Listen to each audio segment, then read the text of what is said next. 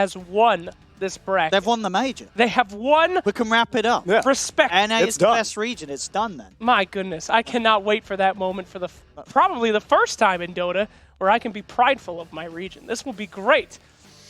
But it's probably not going to happen, right? OG is... I don't think you can say that. OG didn't I don't look think you can say it great. probably won't happen. I mean, yeah, OG looked... We casted the EG game. Yeah, OG looked a little rusty. Sure, you know, they got knocked down 2-0 by EG. Sure, the games in terms of numbers were close, but there was some moves being made by some of the OG's players that were a little bit, what's going on? You know, Tops and Anna going out alone, dying multiple times in these very important matches. If that happens today, and Miracle plays at the level that he did in Game 2 and 3, I think he's going to out-carry these guys. There's the chance that he can do that. There's a chance. That's true. But is OG, come on. They got Anna back. I'm going to make a little reference here. It's not a spoiler. Oh. But it's, you know, he's the Captain Marvel. He comes back in, and then it's just destruction. We all know that You've about just Anna. ruined the film for me. What are you talking about? Are you telling me the protagonist wins? No, I'm not saying the end of any film. I'm just saying, you know. Saying that these films are formulaic? No, I'm not saying any of that. I'm saying that Anna's overpowered. He just comes in, he destroys. I mean, yes, statistically he is. Yeah, you look for the facts, the figures, the numbers. Yeah, I had that boy, and it's good. Casted the EU qualifiers, and that was really the first exposure that Anna was re-emerging from his hibernation. This is just a weird sentence here for it. The exposure of the hibernation. Continue, I'm sorry. And throughout that qualifier, I was impressed because it looked like he had been playing as if he had been with them the entire past 6 months. But we interviewed Seb afterwards, and he was just like, yeah, it feels just like old times. No, like, growing pains or anything like that. And so it does... I do find it surprising that OG didn't come out more competitive. I mean, they beat Fnatic, and so that's good. And you and I, Owen, were roasted by Gods and Kyla for claiming that EG were a championship squad. They were like, they just beat OG. What does that really mean in the grand scheme of things? Yeah, what? That's what I said. Said that? They said that. I mean, EG looked really good yesterday. I don't think you can Arteezy downplay died like EG's once play throughout the entire, both the series that they played. But you know, what do I know?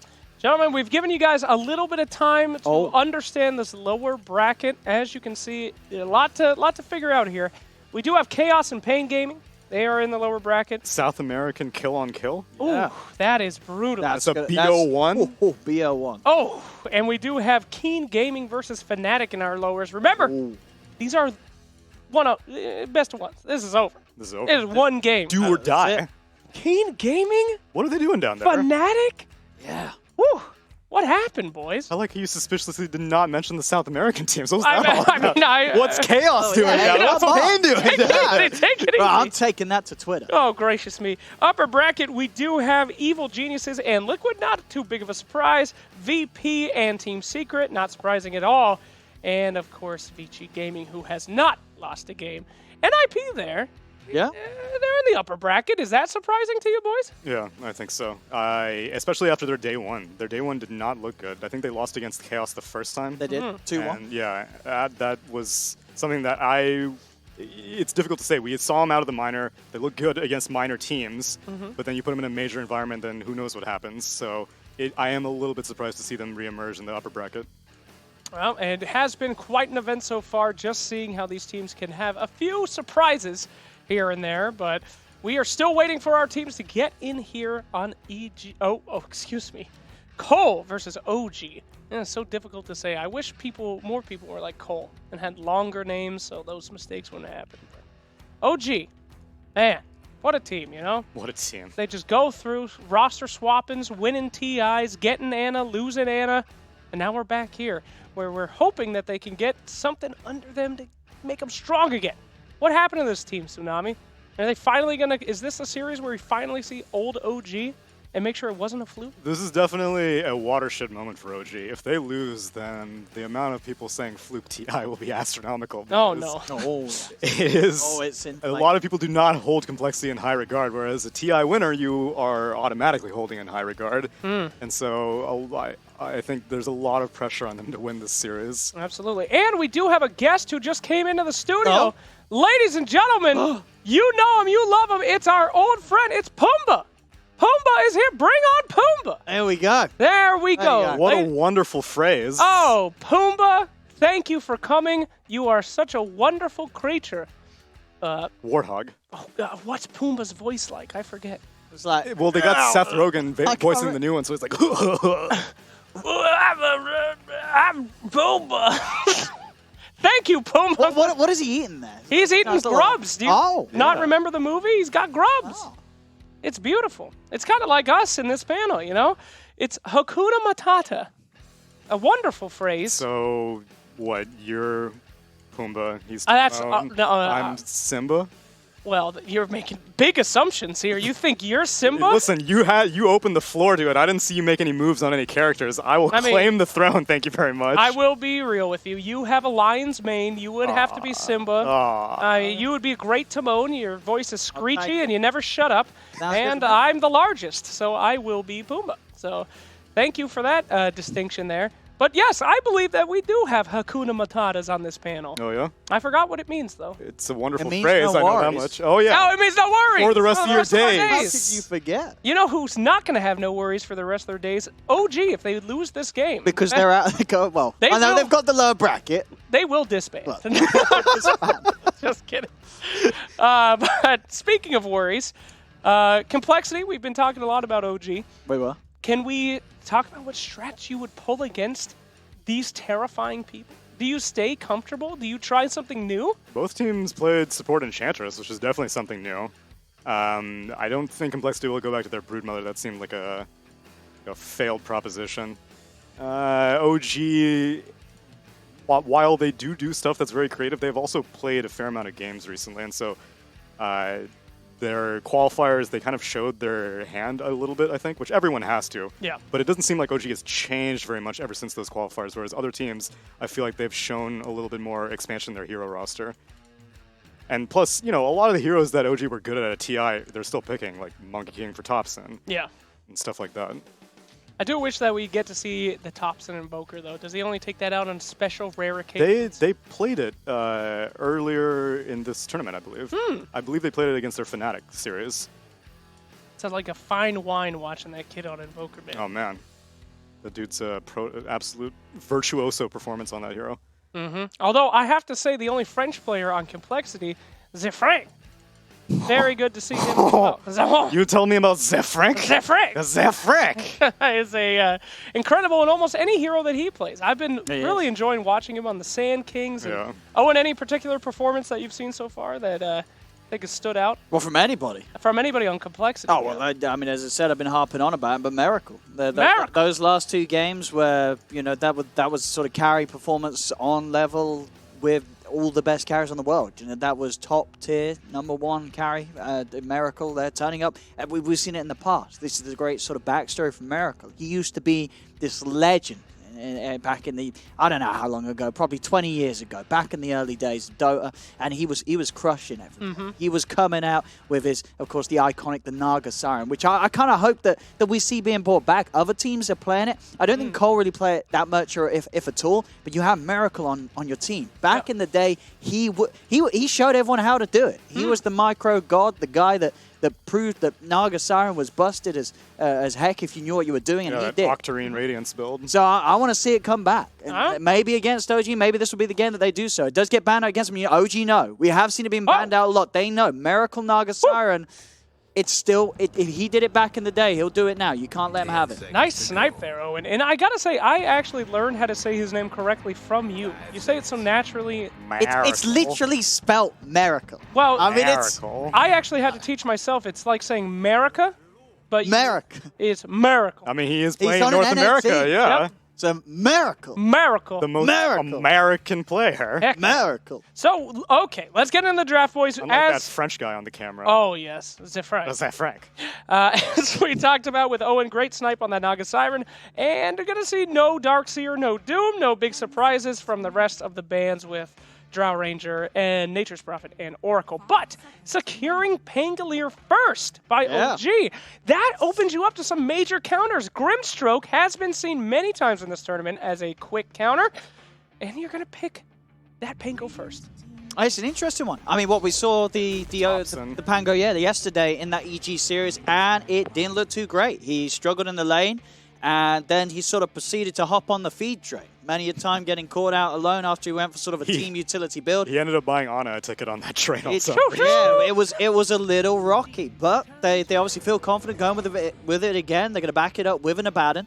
Oh, wow. I did want to talk a little bit about this. This Abaddon, no one has really been running this since Team Secret premiered it at the last major, except for OG. They still believe and support Abaddon. I mean, it's definitely still very good. It is I'm very a little good. surprised that we haven't seen already more. I feel that this is a hero that if we see it do good in a couple of games, by the time we hit the main event, everyone's going to be trying to fit it into their draft. This hero, fundamentally, with the way that he can offer just so much, not just in the lane, but at all points. The early harassment with the missed coils, and then the fact that it's this hero that could just be such a nuisance in the team fights. And it's a support that you do have to draft around. You have to make sure that you've got some way to keep him out. Make sure that he can't just throw out these shields after shields after shields, making this extra effective HP that you have to work for on the enemy cores. Right, but there's got to be a weakness, right, Tsunami? I mean, Owen beefed it up, sounded pretty good. But how come not everyone's picking Abaddon right now? What's the big stopper there, Tsunami? Any ideas? Where is Nyx Assassin? Oh, my goodness. Why is he not picked or banned? Oh, my goodness. Maybe they just forgot. He's been first pick ban almost every series. Yeah, one of the advantages of Nyx Assassin against the Abaddon matchup specifically is if you break him, then he won't be able to get off that passive borrowed time. You can activate it manually, but you kind of have to be paying attention a lot. I mean, if you throw a silence in, he's exactly. a lot of trouble. And Nyx Assassin can also be very nice against the Pangolier. You know, one sort of swashbuckle out of position and a quick spike Carapace and bam. Or just Pango stripped up. The aphotic shield, just go straight into an aphotic shield, pop it, Carapace it, stun off the Abaddon. Yeah. It would mean that CoL would have to then move one of these two heroes probably into a core role, which they have done earlier. They did do a Limp Sand King earlier. It didn't work out. With the Lesh picked up, this is... I don't understand why Nyx Assassin isn't picked. There's something weird going on here. Yeah, they're leaving. Oh, no, it's banned out. Finally banned. Okay. Just happened. So Nyx Assassin is a very late ban. I thought we got to see that hero for the first time in a long time. Yeah. They're going to be going with the Leshrac. It makes some sense here, right? 343 ran it. They ran it with Sand King as well. Wyvern's the really only new thing that Complexity haven't shown yet, at least in today's series. I don't know if they picked it in yesterday's series. But OG are sticking with their mainstays. It's just that I think part of the reason that Thompson's Pango didn't do so well, you and Owen and I, we were saying that the itemization to go for a utility build as opposed to like a Javelin and damage-oriented build was really hampering his... Yeah, especially when it's in that mid, bro. Exactly. Like, you're getting that level benefit. Like, sure, it's nice as the mid to build these auras, and we do see a lot of mids do that. For instance, like the Quops, the Vipers of today, they will go down that sort of utility road with the Greaves and stuff. But CoL... moving on, they're getting that Omni Knight. We saw it from them earlier today on Monkeys Forever. Did win that game too. Looked pretty hot. It's going to get through here. OG, Anti-Mage into the game. Anti-Mage. We've seen this hero come and go. EG ran a great Anti-Mage, I believe, earlier. Was RTZ not dying once on it, if I'm correct? But this hero's seen a little bit more picks here. Where'd that come from? I thought that hero was pretty much dead last minor.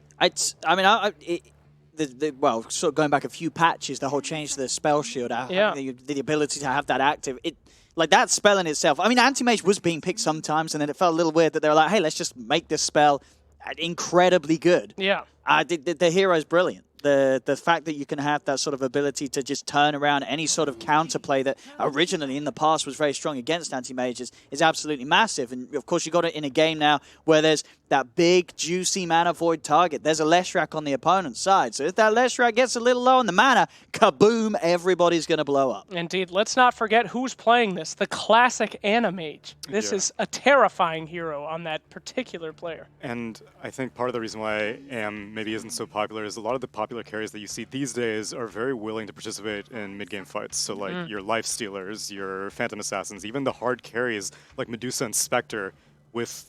like, once Medusa gets to that Mystic Snake talent, she's more than willing to participate in fights. Whereas Anti-Mage, you never really have a good opportunity unless, like Owen was saying, you have a good mana void target.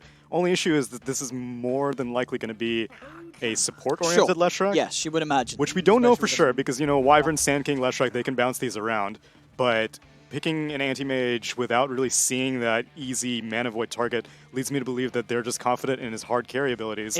Especially now with that Pugna picked up. I feel like if your complexity, Yeah. if you run that Lesh as a core Pugna against, as a core against Pugna and anti-mage, you're going to have a hard time. Absolutely. So now I feel that they are forced, that the Limp probably has to play the Sand King again. And that game earlier, it didn't go too good because you're looking, it's got to be monkeys, right, on the Omni Knight. Yeah. Your Lesh and your Wyvern as a Sate, you do not want to have that Lesh as a core against Pugna and anti-mage, and then you are forced to put this SK onto either your 1 or your 2. You don't want to play a carry Sand King unless you're at some 2K MMR pub. It's got to be Limp, and it didn't work out earlier today. Yeah.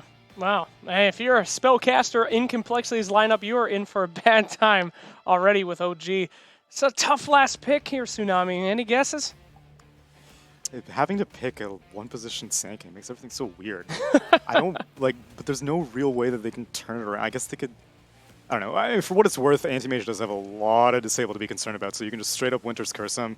If you're really good as Anti-Mage with Ana is, then maybe you can get the counterspell off in time, but you are able to get a long-range disable like that, and then you can follow it up into a Yule Scepter from Leshrac, or a Rod, I think 3-4-3 went for last time. I mean, maybe you can sort of speed things up. I don't know if they want to run something like for Miracle, like a Lycan, something that can sort of speed up the pressure of this game, because there's not too much catch. It was the Lasso and the Rolling Thunder if he gets on top of you. But if you pick some sort of elusive core that can play fast, it could work out quite nicely against OG and sort of play at a pace that the anti-mage isn't going to be able to respond to. This AM does need time. That's true. Maybe CoL can abuse that here with a big pick for Miracle. Like you said, well, Lycan's good. Anything that can push, because you can't end the game fast just with kills. You need to end the game fast by taking structures. And normally I would say this is a great position for a DK that Complexity likes quite a bit, but that is Limp's hero more often than not, and he'll go like Radiance and stuff like that.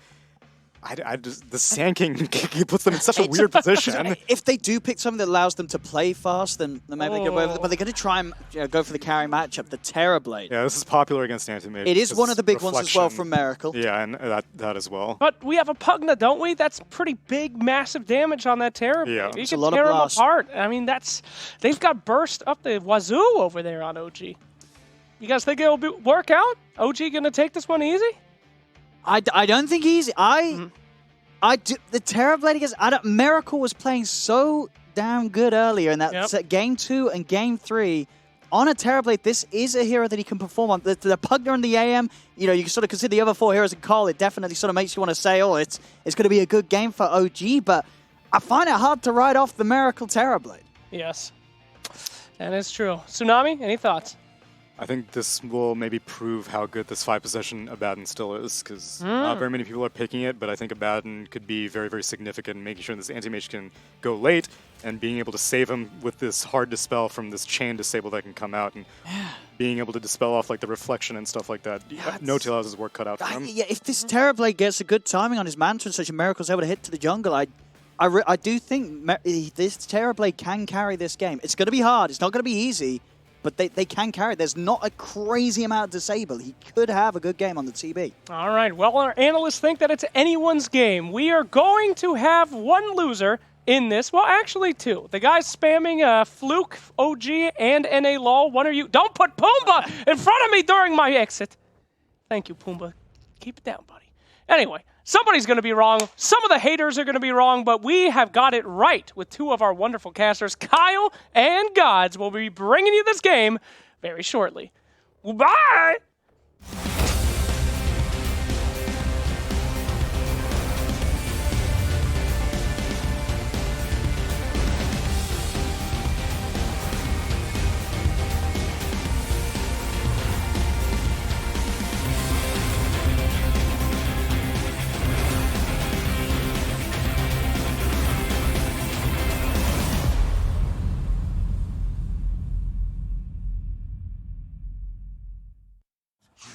We are in-game and live with our first game of the best of 3 to determine who will start in the winner bracket and who will start in the lower bracket.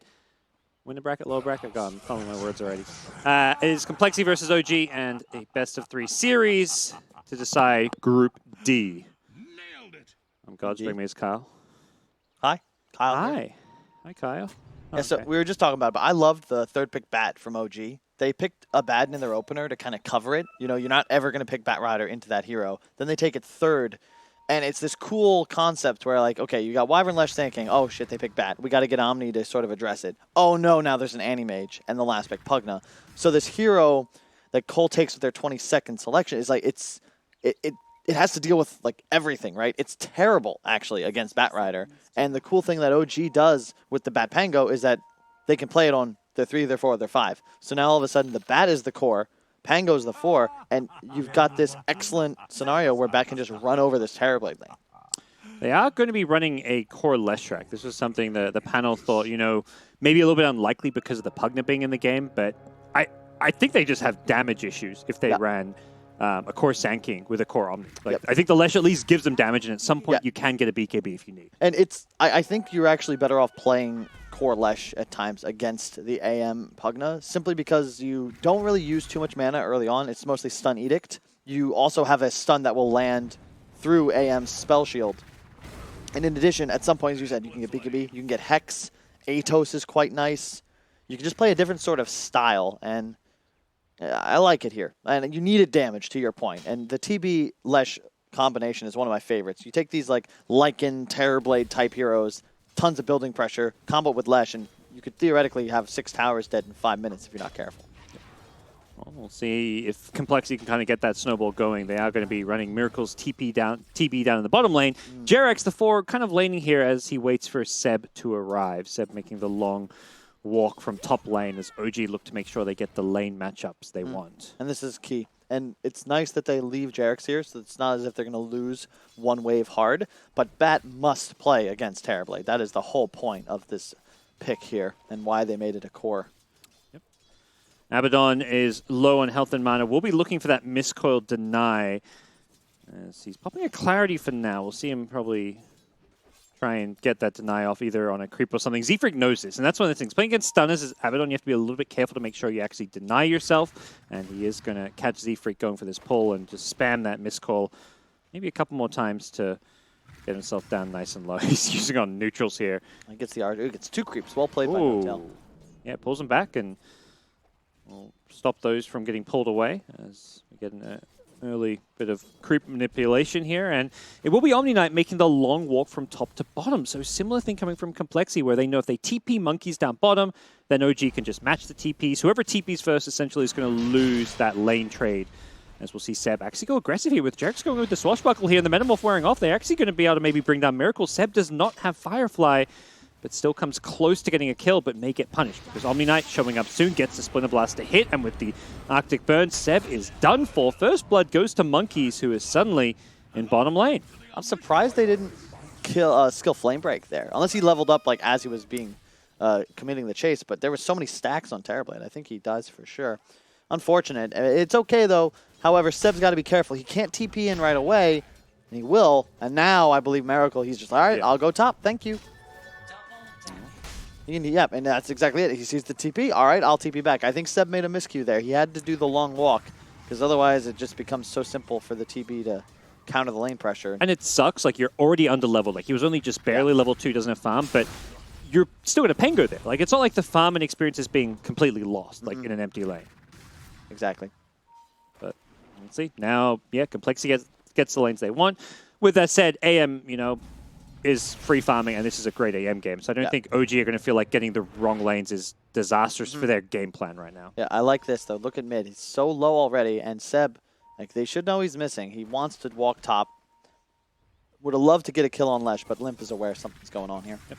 And then with the Abaddon miscall spam from behind is playing aggressive on Z-Freak here. Going to blink in forward, but with the Sandstorm in play, they cannot kill him off. I like the Orb of Venom picked up on Ana, because you want to increase your ability to trade hits and be aggressive, because all No-Tail provides, as we just saw, is that sustain. He can spam his spells, but you are the one that needs to be aggressive. You must try and get as many attacks off as possible, and it's just the most value item on AM against 2 melee. Yeah, exactly. He's laying against 2 melee is such a big part of that, and it guarantees you get more mana break hits in as well, which makes your lane even easier. Can he catch up Limp here? He's going to decrypt in a couple of seconds. He's not going to go for the chase. I think realizing he maybe overcommits if he goes too aggressive there. Thompson very familiar with playing Pugna. He's played this hero a lot, as Limp will find himself a haste rune. Denies it from Thompson, and you can see the difference where Thompson rushes his bottle. Limp, of course, going to finish the null, thus does not have that advantage, and Thompson was able to win those last couple waves, but now forced not to go to base, but has to play a bit more defensively. Z-Freak is off map, going top again to pull creeps, it appears. Yep. As now Miracle's doing the long walk bottom because Seb, and Seb's just chasing him. Like this is what you'd expect. Yeah, he's preemptively left the lane. I thought it was maybe just trying to set up to get some bounty runes or something, but no, he's just... to your point, though, Jarex can be the offlaner. He's a Pangolier, you know? Yeah, he's a 4, but we've seen Yapzor do this. Like, you can become a core just by sitting in the lane. It's not as if monkeys can force him completely out of XP range. Yeah, and yeah, the Bat Rider's kind of struggling to get anything, but the exchange is TB is struggling. Exactly. So you think of all these heroes that aren't having a good game, and TB having a bad game with this complexity draft where they've got no real carry outside of TB is a big problem. AM 28-14. Exactly. Yep. TB 12-2. And some trouble. Well, luckily the Bat's still only level 2, but yeah, you're making the perfect point, which is that Ana is hard free farming, and Seb is trading his own game to deal with miracles, and that's key. You need Terrorblade to go off to win this game. Z-Freak in some trouble. Is there a sentry somewhere? Need to get dusted? Yeah. Well played. And there's nothing he could do. And Orb of Venom, as you said, no stun. So even if he starts walking away, Ana's going to be able to keep pace. And looking very good for OG. I was telling you this before the series, but I had a notebook with all my strats and stuff for most of my career. And starting in like 2012 playing Han, you know what I put on the title of that notebook? I do, you just told me. Yeah, ban Anti-Mage. Ban Anti-Mage. And I switched to Dota. We were in for like 6 months, and I realized, you know what, guys? I've made mistakes. We need to be doing this. And ban Anti-Mage. It's just the kryptonite. No matter who's playing on the roster. Complexity doesn't deal well with Anti-Mage, apparently. Sure. Thompson going to turn around the bit of mid-pressure. But if he got the stun there, I think he dies, but he drew. So, no tell. Gets another deny off. Z-Freak comes in with a Sandstorm. Just, he's level 2. He's going to try and keep some of these neutrals inside it to get some farm for himself. And he's going to come over and try and steal, I think. Yep. And he's not having any of it. But Z-Freak uses... The Boris Strike needs to be careful if Abaddon comes back with that dust, and Ana looking to get as many of these last hits as possible, and we'll get the last couple of big ones there. His game looking very solid right now. Back at mid, the Split Earth's going to stop Thompson from killing off 3-4-3, and now the chase is on. Limp with the level 6 is just burning down Thompson. He's getting lower mana, but he will be able to find the kill, and he's looking for a second, but without that Split Earth landing, will not find it. Perfect rune, Arcane. Only reason he had the mana to get enough spells off to finish Thompson. And there's the other concern. OG, they love doing this, where you stack a ton of cleanse mechanics with damage reduction and the hard pick off of a Bat Rider. So like it's just so hard to kill Thompson when you have shields to peel. You can counter initiate with the Pangolier roll through. You can decrypt somebody. You can lasso a BKB. Like there's just so many methods of these OG heroes to help out their allies. Yep. Whereas CoL, how do you actually find those kills right away? Well, the solution to the lane swapping should be okay here. The dust is on the Abaddon, who's not there. He's at mid. But yeah, CoL's solution to the lane stage has been to jungle the TB. Similarly, Bat Rider has also been jungling from what I've seen. So interesting, way to play Dota. You don't see junglers too often, but this is essentially... TB started jungling at like level 2, maybe level 3. He's now hit level 5. He's got double Wraith Bands. He's maxing the illusion. This is the old, TB's level 1 jungle used to be a thing in the old days, and you would max these illusions and get a couple of Wraith Bands just like this, back when Iron Talon was in the game. Usually it's like level 4, 2 or 3 Wraith Bands when you can look to go jungle pretty effectively. Obviously this game is chased a bit by Bat, but Seb, this is cool, OG. Thompson just chasing after Z-Freak to allow Seb to recover some levels in the mid lane. It's a very nice movement. They're going to chase him down. Both teams' 4 positions are getting a lot of farm this game because of the nature of the lane swaps, and Sand King is doing well here, but needs to find an escape here, and it's going to be Ana getting the last hit. That is not what you want to see. And it's back in the bottom lane. Jarex has hit level 6, so Rolling Thunder comes into play. It looks like he's using it somewhat defensively to try and get away from a complexity rotation. It's Limp's Leshrac. Can he get the kill on Seb? The Splinter Blast, not quite enough damage. Seb gets to the shrine. He's healing up. He needs to get out of this one. Back to the low ground. He's going to barely escape. The Firefly ends at the perfect time. He manages to just get away from Monkeys, who did hit him with a level 4 purification, but couldn't quite bring him down. Concern for CoL's just got to be, when you think OG, you think Ana. Oh, hold up. Yeah, that was Seb coming back in with a salve and some miscoils. He's continuing to slow down Limp, and now Jarex with the swashbuckles could be able to get this kill. The Firefly's there. Oh, barely enough to keep him alive for now, but he is still going to go down. Seb getting the kill with the Firefly damage, and Seb now looking for more. He wants 3-4-3, who doesn't really have a good escape for this one. Nothing to splinter blast off, and he's just getting burned to pieces. The Firefly does end, luckily for him, as he's going to look for a deny, but with the miscoil, no chance to do so. Yeah, that was as bad as it gets. A very poor decision to cold embrace the Leshrac there. And yeah, you kept him alive for a bit, but I'm pretty sure Limp can just do the walk away. They weren't going to be able to catch him. It's unfortunate, and he just had to sit there and accept his demise. Look at the net worth on Limp as well. My goodness, this is not good. This is not good for Complexity, because I'll be honest, Monkey's hero is irrelevant in their win condition. It's about him playing around the Lesh, around the TB, and those heroes are suffering. Seb somehow ahead of both cores in net worth. Yeah, I mean, partly is those kills, but the fact he didn't have a lane this game and is the higher farm than 2 of the Complexity cores is a big problem. Bounty runes are going to spawn, and it's going to be Complexity grabbing the 2 top while OG gets bottom. It did look like they were trying to step on this anti-mage, which would be such a big kill to get at this stage. His AM is absolutely free farming out of control. And it just feels like, oop, mid lane, there's going to be a Sunder. Miracle keeps himself alive a little bit longer, but Jerks is there with the Rolling Thunder, and that Wyvern heal comes in too late against the life drain. It's not, I don't think it saves him even if it's in time there. They're just continuing to pressure. Thompson won't get the last hit. Oh, he gets the silence though. Oh, the swashbuckle silence on Thompson. He's actually running forward. He feels confident enough that he can stay alive with the Abaddon behind him. It's true. He gets the tower lesson. He's willing to die for it. Probably going to say that's worth it, but No-Tel may pay for the price himself. Gets hit by the Split Earth. That heals him up a little bit, but he's stunned, and OG will lose 2 mid. Get themselves the tier 1 tower. Thompson really wanted that tower. Yeah, and I think you're fine with this because it's OG, right? Who they care about Anna. Anna's free farming. And that's money for Anna. Yeah, it's all good. You know, you realize that, look, we've slowed down the enemy cores that can actually make moves and impact the map. Our AM is having the dream start. And like this is not just that, but they love playing Dota this way. They're a 1-4 team. You know, that's why when Anna came back, the fans went crazy, because this is the guy that feels like they play around absolutely the best, going back to different rosters and different types of majors. Yeah, I mean, OG's been through quite a few roster iterations, and there has not been this 4 Protect 1 style has only worked with Anna, and then if you go further back with Miracle, yep. And a lot of the other players they've tried haven't worked to the same success. It wasn't like they were bad players, just Resolution. I mean, yeah, Resolution. Like, these guys are all like star players in their own time on different teams, but they just didn't fit the OG model. Yeah. So your lasso into Rolling Thunder. There's going to be a cold embrace. What is that? Like, Adam, what? How many times? It doesn't do anything to stop magic damage.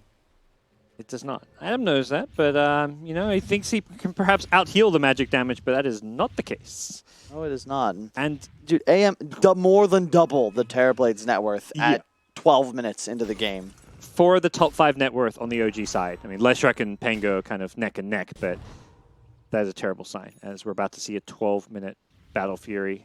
He's about 200 gold short of it. That's a pretty good sign. Decent.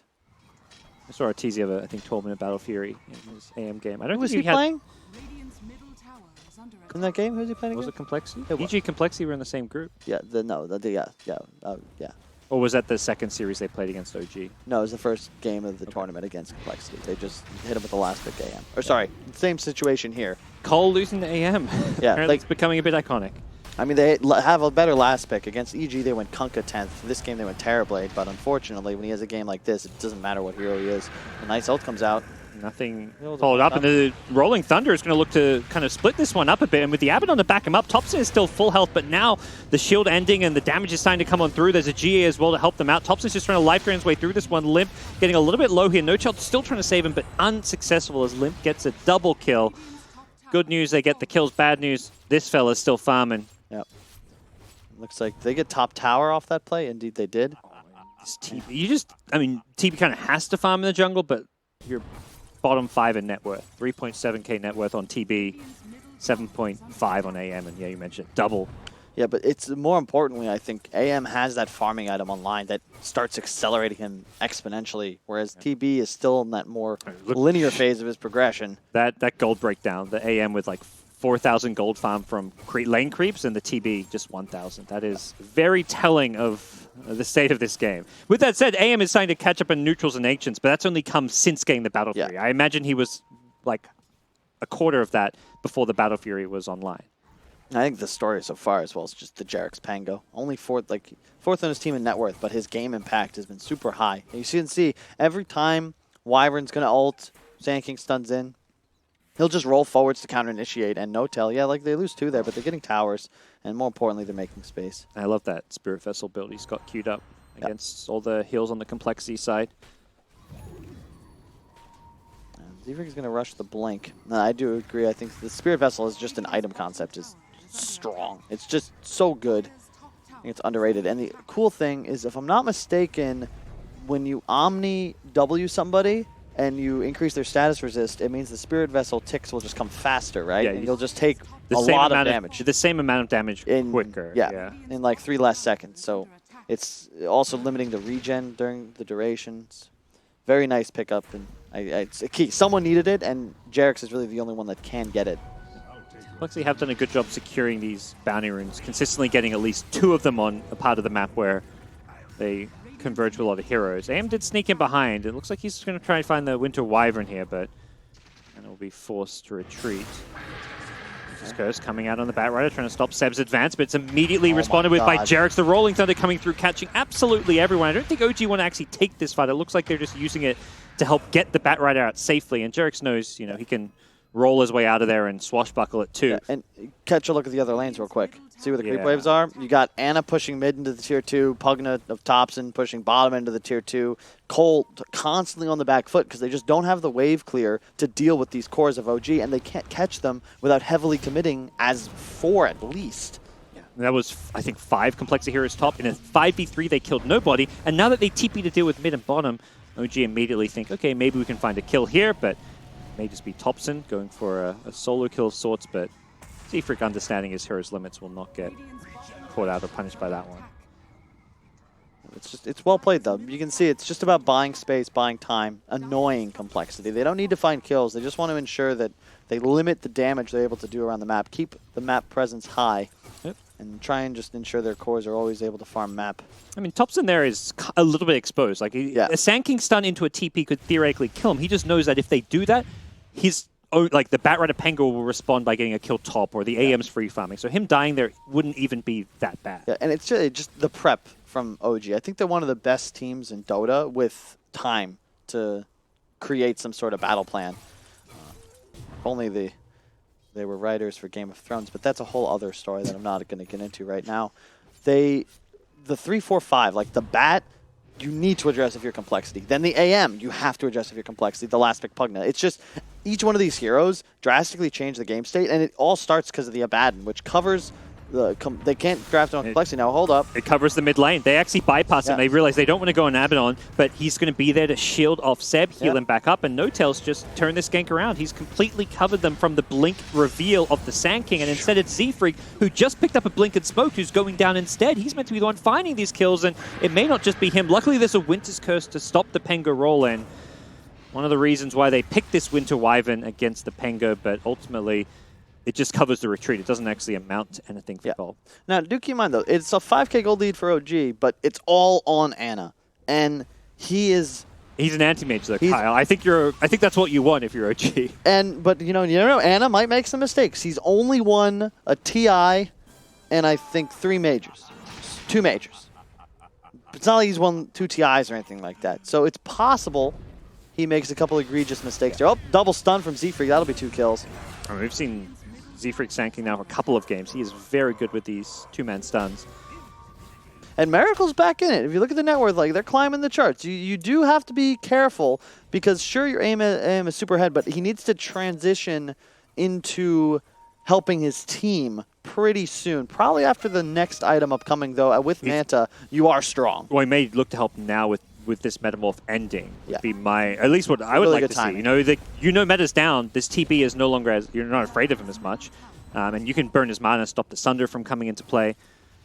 Maybe something he wants to consider. And yeah, he's immediately comes mid. I think OG know, like, okay, Meta's down, time to fight. This is a really strong point for us. They've got the Blink and Boots of Travel on the Batrider, so they've got the initiation, and yeah, they are pressing forward with Ana's anti-mage. Yeah, and this is cool. Where Ana's not like looking to initiate. He's just farming in the vicinity, and this is how you want to play if you're OG. Just sort of flow with your Animage. Let him continue farming as much as possible. Pretend he's not there as well. So Yeah. like maybe Complexity will take a fight thinking AM's not there, and then suddenly, oh hey, Anti-Mage is actually here to clean up. Yep.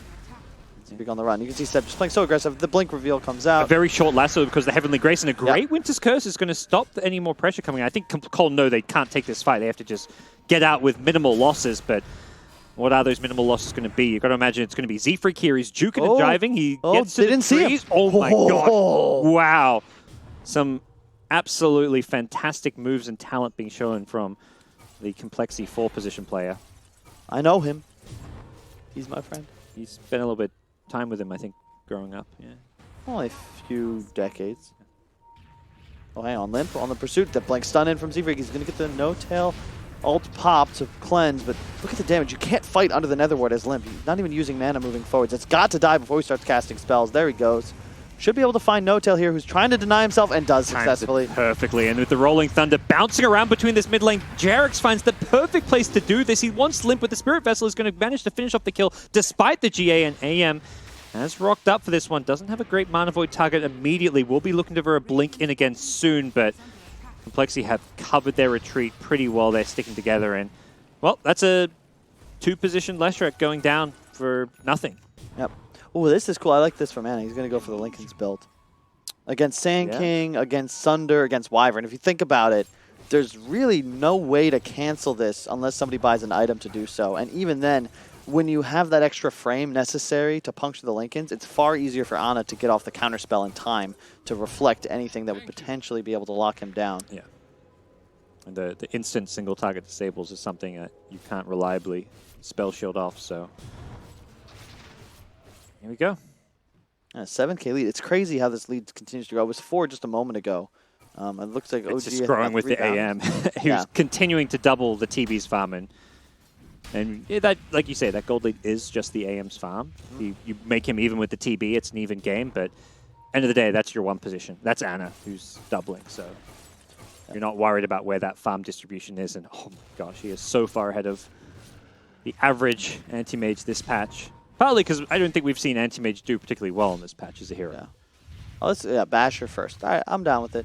Linken's is cool, but it wouldn't help them find kills, and it's like he doesn't need it for survivability at the moment because there's just no way for him to die unless he makes a huge mistake. Seb constantly playing fast around the map with the bots, always holding dust, so there's really nothing Zebra can do here to survive. There is some rotation from OG to back this one up. Should be a solo kill. Seb starts running away before he even finishes him off, and we'll see mid lane. Ana a little bit alone, but he is unkillable at this point, I would say. Well, with Sand King dead, he's 100% unkillable because there's just not enough control to burst him down. There's Ana with a haste rune. This is a very useful rune for an anti-mage to have. Okay, kind of missed the reflection too. Miracle was hoping to catch the anti-mage and burn some of his mana with that one, but I just wanted to bash. 4 hits, nothing. And he'll just look to probably continue accelerating. And that's, again, how OG likes to play. They smoked there. They look for the window as Ana moves forwards, but once it's no longer a possibility, you retreat a bit, continue playing around your AM, continue growing your lead. Roshan, probably your next move, but you want to fight first. You at least have to get the cooldowns used from CoL. You don't want to be caught in the pit with Wyvern ult and TB meta available. They may find themselves in that pit as they've managed to at least get most of these lanes fairly pushed out. Complexity have smoked up though. They may be doing just that and finding the way to contest OG's Roshan. Ana is such a hard hero to deal with right now, but from Complexity, they've got that blink initiation from a Sand King here. Seb's going scouting, knowing that he may need to pop a smoke here. He's going to find the Wyvern, gets vision of him. Popping the smoke, Seb making this a whole lot safer for OG now that they know what's going on, but they also realize it's not entirely safe. They need to get themselves slightly out of the pit. Nice 4-star use. That's a fresh pickup. Perhaps saying Complexity weren't expecting as he gets himself back to safety here. Jarek's in all sorts of trouble. Doesn't get the Rolling Thunder off. The stick charges are there, but the Abaddon not in position to save him. No-Tail was actually caught by the Winter's Curse. That's kind of what stopped him from getting there. So Complexity commit a lot. They kill a Pengo who immediately buys back, knowing that he's a support and his buyback can secure this Rosh. They got the meta though, and you can see like OG, they lost a hero, sure. He had buyback available, but you notice they're not willing to commit as 5. When Complexity get near, it's about baiting the spells. They got Winter's Curse, they got meta, so you can just chill, make sure you don't get reinitiated on, although No Tail. And he does not have ultimate. He used that in the last fight. No Tail gets the shield off. He's barely still alive. Lip wants to chase him down, but will not do so because Abaddon denies himself. But that's now 30 seconds without him. Problem is, this meta's wearing off, and Complexity cannot go into that Roshan pit. And with meta down, we may just see OG. And the thing is, like, AM, this is a weird game. I don't think CoL is as behind as Anna's lead would make it appear, just because of the nature of how these fights are going to go. Because there's no one on OG that's comfortable frontlining. They've got great pickoff. They can save one another. Yeah. But AM's not this Medusa type hero that kind of just walks forward and you play around. He's got to play safe because there is a ton of disable on CoL. And with meta up, Miracle does do a ton of DPS. And well played by Seb. Breaks the smoke. No sneaking Roche for you folks. And Z-Freak. He broke the lasso. Same frame. Gets himself out of there. Or was it just the Heavenly Grace even? Either way, Guardian Angel comes out as we're going to see Winter Wyvern getting brought fairly low here. Anna gets incredibly low himself, forced to blink out defensively. He was almost out of mana entirely. Wyvern does end up hitting the deck as Jerax wants some more. Aggressive Spirit Vessel being used on that Sand King. He's going to try and hide himself in the sandstorm. Anna goes blinking back in, brings down Miracle's Terrorblade before he can get a chance to use that Sunder with that bash, and he's not done. Anna goes blinking in with the shield here. He's just got so much sustain. He was so low not long ago, but No Tail with the support play able just to keep Anna going, keep him fighting. And there's the OG Classic, the friendly tips.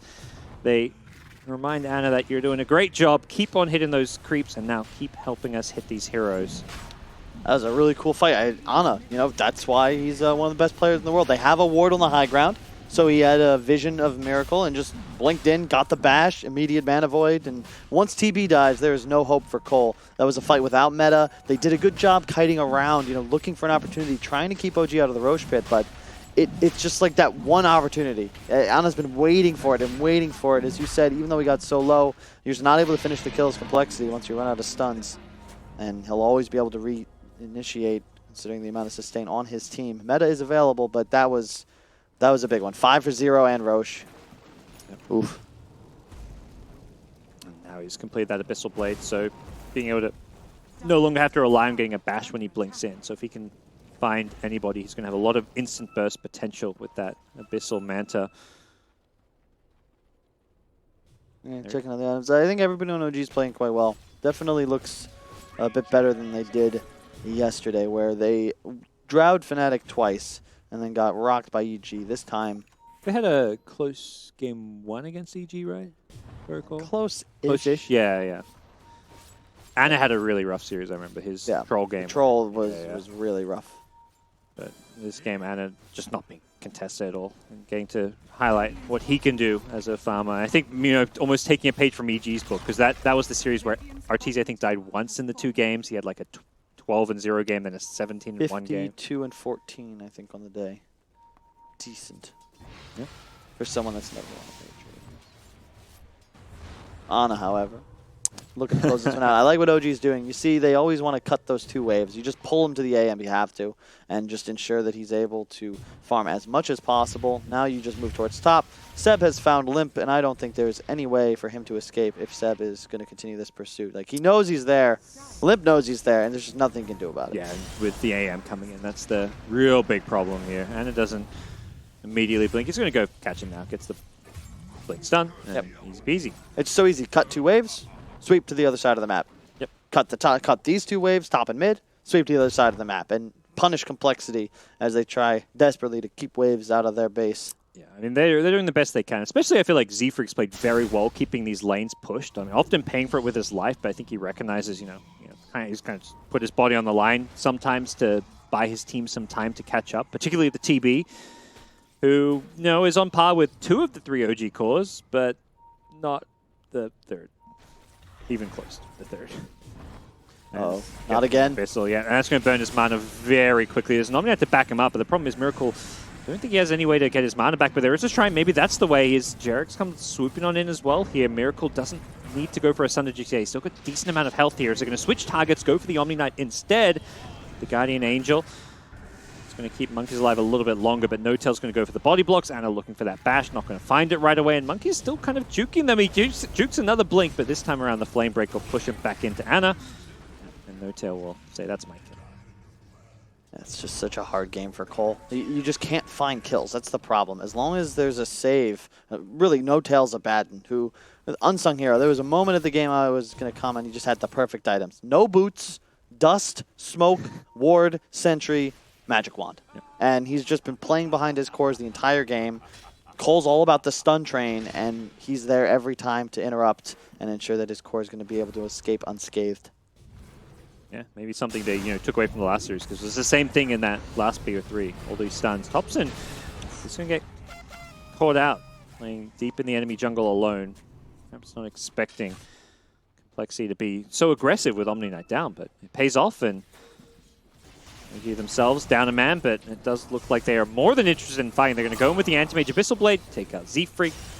And they're also going to get a lasso catch. That's on the TB, and the Omni Knight is not really there to save the day, but it's the Winter Wyvern with the Winter's Curse instead on the AM. Going to buy some time for Miracle, but time is all he's got, as he will still end up going down. And Monkeys came in to save him, and I think he's just going to pay for this with his life. The Rolling Thunder's there, and it looks like Complexity are just getting picked apart one by one.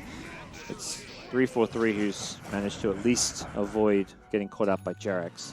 Yep, and I believe that's their opportunity to walk into base, get at least a tier 3 here. Hey, they're getting bounty runes on CoL. They got all there you go. Oh, I got 3. I thought they were going to get all 4. But, you know, you're getting high grounded, so not really something to celebrate. Yeah. Lincoln's on the way for Ana. He's going to get even harder to kill. Or really just stop, let alone kill, but just stop him from killing us. I don't think he's someone you're even trying to kill. You're just trying to ignore him and kill the others. As Jerax will finish off 343 with the shield crash. And tier 3 tower should be going down. We'll see if OG want to commit to the high ground here with 4 of the 5 Complexity heroes back alive. They may just want to back off for shrines. We've got a couple members mid. They're not quite grouped up, but they are also in a position where they can reset things a bit. And you can see Seb continuing to catch the mid wave. OG doing a great job of this. You want to pressure as many lanes as possible. They're going to have all 3 on the CoL side of the map as soon as top looks to catch up. And I expect them to just go kill the shrine, kill top wave, the tower. You can see them draw the circle. That's the area of the map that both sides are going to look to contest here. You got to keep Dire out of your Radiant top triple camp. And as CoL, I'm just not certain how you do that. You look at the net worth of Ana. He's still twice the net worth of anyone else in this game. And Seb, what a rise from a roaming no lane 3 position to suddenly top 2 net worth. And he's really had a fantastic game, all things considered. He's been a part of so many kills, constantly hunting the CoL heroes, trying to split push, tons of space for his friendly anti-mage. Well done in general. I mean, this is to me, like, when I consider Seb in his playstyle, this is him at his best when he's on these heroes that can control the tempo. I think he, for me, more than like Thompson, is the tempo controller. Well, he is the primary shot caller, and it's a lot easier to do that when you're one of 2 things as an offlaner: the primary initiator or the hero with the big cooldown team fight spells, as he also loves to play the mag, the tide, etc. Yep. You're going to see initiation. Ana's just not a hero you can go in at this stage of the game. They're going to try their darndest to do so. Instead, it's going to get turned around. They want this Omni Knight. He's being kept alive a little bit by the Cold Embrace, but he's still going to go down. And Miracle needs to be careful. He gets deleted with the Rolling Thunder popping on top of him, and he can buy back, but he won't have Metamorph for this one. Ana's just going blinking onto the high ground, knowing that he's got all this backup from No Tail's Abaddon. He's getting the stun shielded off of him, and a couple of buybacks later, it does look like OG are going to be forced back. Jerax, he's got that swashbuckle to help him escape, and then Jerax, who was on the enemy high ground, doesn't go down. It's another just well-played fight by OG. They're just getting further and further ahead, progressively building their advantage to just an insurmountable lead. At some point, you'll kill somebody without buyback, and you'll have all your spells off cooldown. You'll be ready to rock and roll. Love this pickup even from Seb. He recognizes something I wish more teams did, which is you should always, always, always have a Vlad's. And so he picks it up. There's nothing else he really needs. Yeah, it's like, who else is going to buy on your team? Theoretically, Pengo might be able to, but I think he's prioritizing more those utility initiation items. Actually getting Lotus Orbs. Yeah, more cleanse. Prioritized, so, God, talk about something that just deals with Complexity's lamp so well. These, single target disables that can be reflected and cleansed off is a big problem. And it's just OG really reading the games. They were obviously watching CoL play the last series. They recognized, look, they're probably going to Lesh Sanking, and I feel like they almost baited them into it in a sense, where they recognized that the stun trains, the constant combinations, CoL able to play with pace around the map was a big part of why they were able to beat Fnatic. And OG, like, you can't fight into this lineup. You've never been able to. Ana's going to find a kill on Wyvern, lasso on Monkeys. He has no buyback. He's dead again. that's more or less the game at this point. They cannot defend in a 5v3 against an anti-mage who is essentially 2 or 3 heroes in himself. They're going to go on TB. He's dead without buyback, and Complexity will be chased back to their fountain and probably chased into typing those 2 magical letters. There they are. GG is called, and Complexity get dismantled in game 1. Yeah, I think you must ban Pangolier. When you look at OG and you consider that they can play it on, I believe, 3 different players. No-Tail probably could if he had the opportunity to do so, which is doubtful because it's just a better 2-3-4. You can't give it away because you're going into the draft not knowing what it is. It's first picked and it gives no information. And you can see that even as a 4, Jerax provides so much team fight. There are constant times where, like the one up top, where he rolls forward and doesn't get any kills, but just stops 5 heroes of Complexity in their tracks while his 2 cores farm. Then around the Roche pit, he's just hitting 3-4 heroes per hit and just, you can't fight. You cannot fight into Pango. Nobody's got a BKB. It's just such an easy game for the rest of his squad. Watching him, disrupt those fights up top while his team farmed, and then he doesn't get punished for it. Like so many of these other heroes that can do something similar. It's like, that Rolling Thunder ends, if you're like a Jug that's blade fearing, it ends and you get stunned. He instantly just swashbuckles, he's back to safety, he's out of there, he's so elusive, so hard to deal with.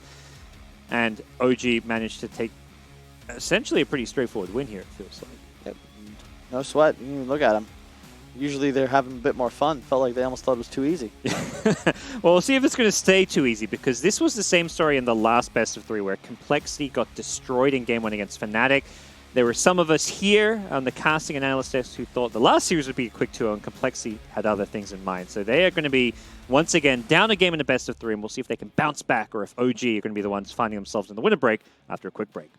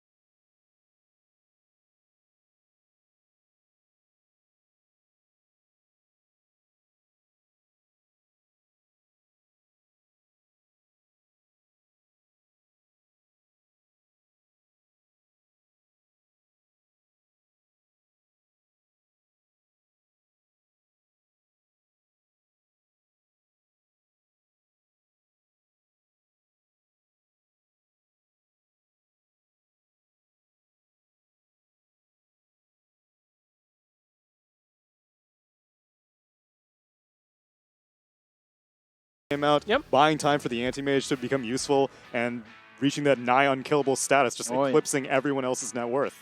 Now, you guys talked a lot about how you were expecting to see this Abaddon really come and shine in this game, and as you can see from these saves and just attacks, they couldn't do anything against that Abaddon in this early group stage that we're seeing right now in the replays. This is the laning dominance that Abaddon is known for, but as I've cited multiple times on multiple panels, supports with stuns will oftentimes find their shortcomings. This is issues that we've had with Undying, and perhaps one of the reasons why many teams, aside from OG, aren't really picking the Abaddon all that much. Well, what do we got here? Oh, big team fights, Yeah, so though. this These Omni Knight saves, they Exactly. look so good. I know. Full team Guardian Angels, but at the same time, this good times are soon to be taken out when that Pugna gets too big. And the Anti-Mage. Pugna in the mid game, anti-mage in the late game. It was just too much mana burn every single time that Wyvern would cold embrace someone. Anti-mage and his Manta Illusions would just obliterate all their mana supply.